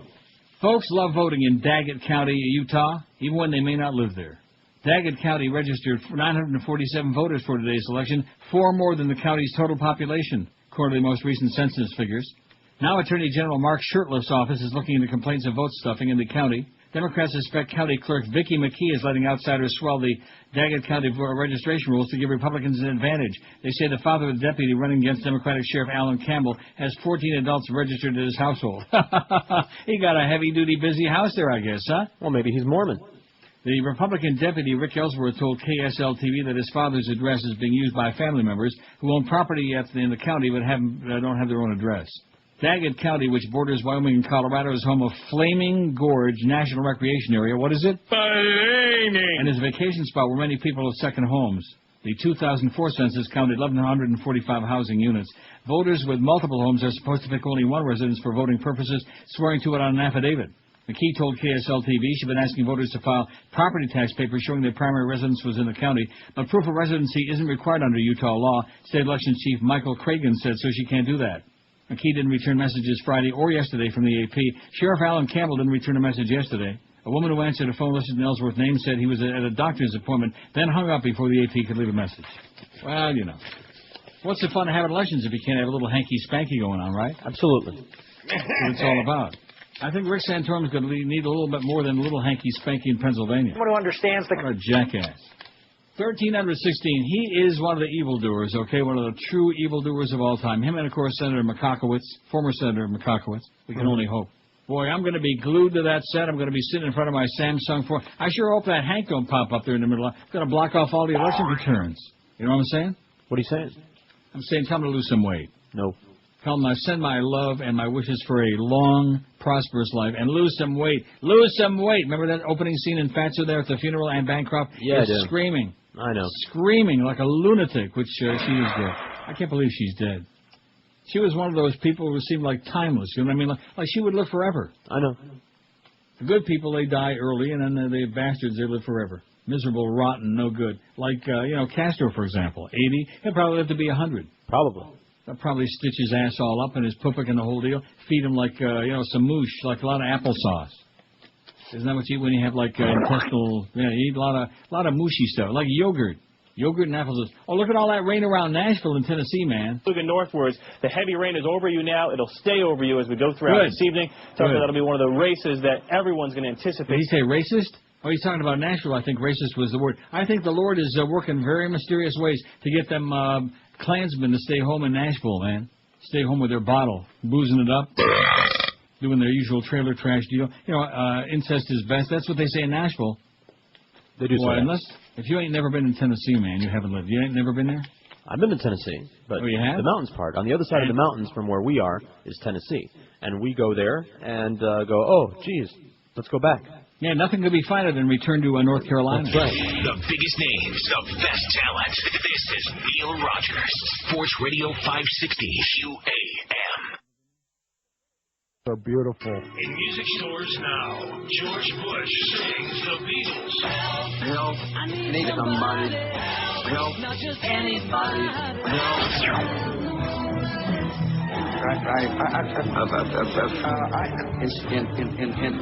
Right.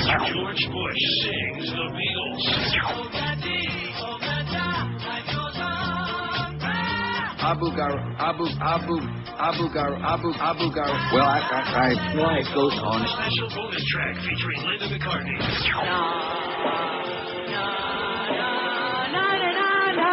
Free vomit bag with every purchase. What, can he belt it out or what, huh? 16 till 2 at 560 WQAM. Verizon near content deal with YouTube, says the Wall Street Journal. Aren't you excited about that? Nope. You're not very excitable these days, right? Nope. You just, I understand. All right. Verizon Communications, Inc., the number 2 U.S. telecommunications company, is in advanced talks with YouTube, Inc. to bring the website's videos to cell phones and television sets, the Wall Street Journal says today. The deal may give Verizon a marketing edge over its rivals into the wireless and cable industries, furthering the company's efforts to expand into Internet and entertainment services, the Journal says. Under the terms being discussed, customers of Verizon Wireless, Verizon's new venture with Vodafone Group PIC, won't be able to view some YouTube videos on their cell phones through the carrier's premium VCast service. Or they would be. What I say won't be, would be, the Journal said. Verizon would also offer YouTube videos as an on-demand feature of a TV service it's launching throughout the nation. A deal may give Verizon the exclusive right to carry YouTube videos for a limited period of time. One person not with knowledge of the discussions told the Journal. YouTube recently agreed to be bought by web search leader Google for $1.65 billion. $1.65 billion. Can you imagine what we could do with that? Order pizza, leave a big tip. Well, that sounds good, pizza. Can't eat that, though. All for me. No, not for me. Nicht Samir. Call him the Good Foley. It did freak me out for a week and a half, said State Representative Mike Foley, a Cleveland Democrat.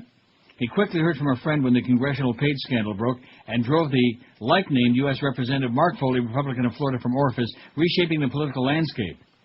Mike Foley, 43, who occasionally gets introduced as the Good Foley for an easy laugh at campaign rallies, and who's running to keep his legislative seat, first heard about the congressional page scandal by heading to Dayton to help his brother Dan Foley in his campaign for county commissioner. As I'm driving down the road, I get a call from my friend on my cell, said Mike Foley, sounding half bad to get media coverage, but wary any whiff of the scandal could stick. He said, I hope this Foley scandal in Florida isn't going to hurt you, Mike Foley said. The first time it comes out of somebody's mouth, it's like, oh, my God, what's this all about? Oh, my God. Fellow Democrats appointed Mike Foley to a House vacancy in March. The appointment came with a bonus heading into an off-year election that offered early promise of Democratic success. The blue-collar district has a voter registration edge of more than 3-1 Democratic. Then the Foley name hit the headlines. The Schmidt hit the fan. Mike Foley said he tried to rationalize whether the Mark Foley scandal would affect him. It's my last name. I'm Mike, he's Mark, so it sounds close, Mike Foley said. Every time I look at the headline on the homepage of my computer, it's Representative Foley scandal. Douglas R. Bruce, an associate professor of communications at John Carroll University, said anyone familiar with the scandal is likely to know it involved a Florida Foley, not an Ohio Foley. To recognize the name, you'd have to be following the story, he said. I guess Foley in the story? I guess he doesn't realize there's a lot of stupid people out there. Oh, that's that Representative Foley, that child, that prevert, that page turner. Try the ones with the sprinkles, Dennis. 1,327 votes on the poll. I mean, our poll is small potatoes compared to what's going on today. And they're all, you know what really cracks me up? What cracks you up? Oh, look at that. Menendez 48, Kane 41% in Jersey. Menendez is going to win again. For a while there was like nip and tuck, nose to nose. And what about McConkowitz and Allen there in Virginia? He's called himself a redneck. Yeah. This guy is the type of Democrat that used to get elected in the South.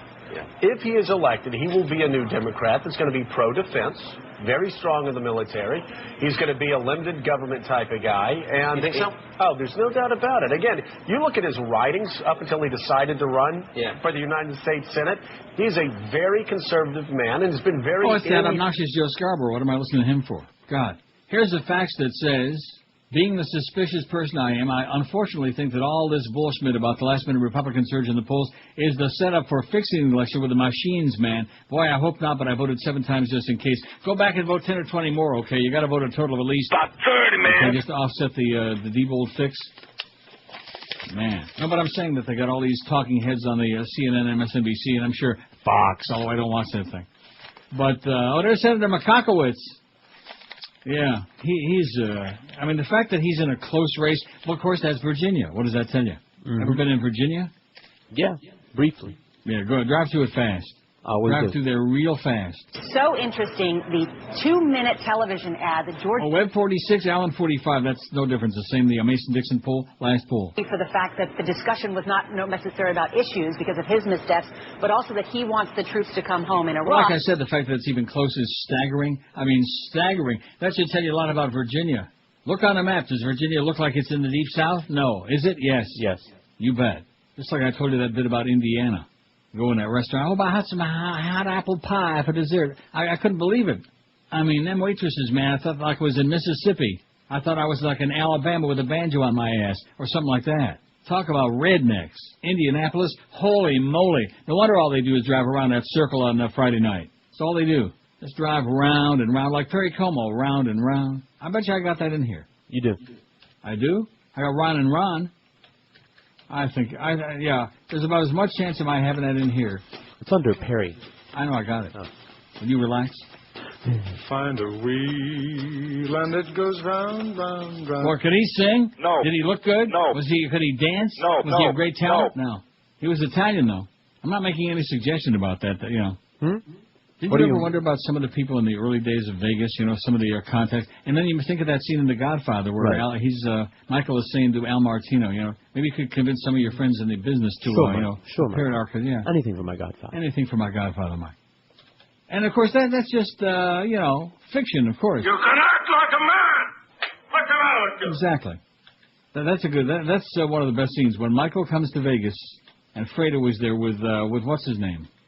What was his name? With Mo Green. Do you know who I am? I'm Mo Green. I made my bones when you were going out with cheerleaders. Great scene. Anyway, aren't they all though? I mean, you can pick out, you can go through the whole movie and pick every scene. They're all great. Although not as entertaining as Match Point, I don't think. See, I'm trying to. Ordinarily, I would not talk about it a lot because when I get a movie for you and then you watch it, I'll leave it up to you. But I know you're going to enjoy it so much, not because just Scarlett Johansson. Well, I aim to enjoy it. And it's a sexually oriented story and a pervert like you'll really enjoy it. And Josh will like it too. I think there's no faggery in the movie, by the way, which is one of the very few, I guess, that I've ever sent. They should put that right on the label. Movie, Josh. You can watch it and admit it on the air that you liked it, and nobody will say, "Oh yeah, it's another fag movie." Right? Hooray! What? You're not looking forward to that movie? I don't know. I haven't watched it yet. Match Point, Scarlett Johansson, man. I like Scarlett Johansson. Well, you'll like her even better after you see this.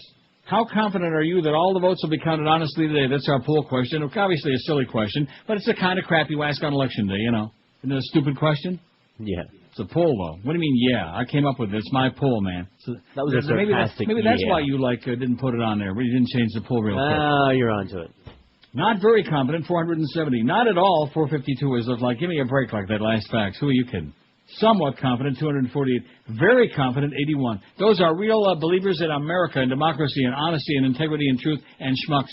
81 say they're very confident. I don't give a Schmidt, 47. They're 100% sure, 26. Those are people, if you asked them what day of the week it was, you'd have to, what time of day it was, you'd have to look at your watch.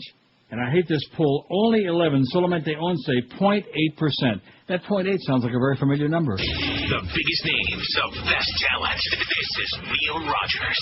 Oh, that's Radio 0.9. 560 QAM. It's Dave. Stuck in Miami town. Absolutely. At 560 WQAM. You're free. And freedom is beautiful. And, it'll take time to restore chaos. But we will. Something stinks inside our house. Time to kick those bastards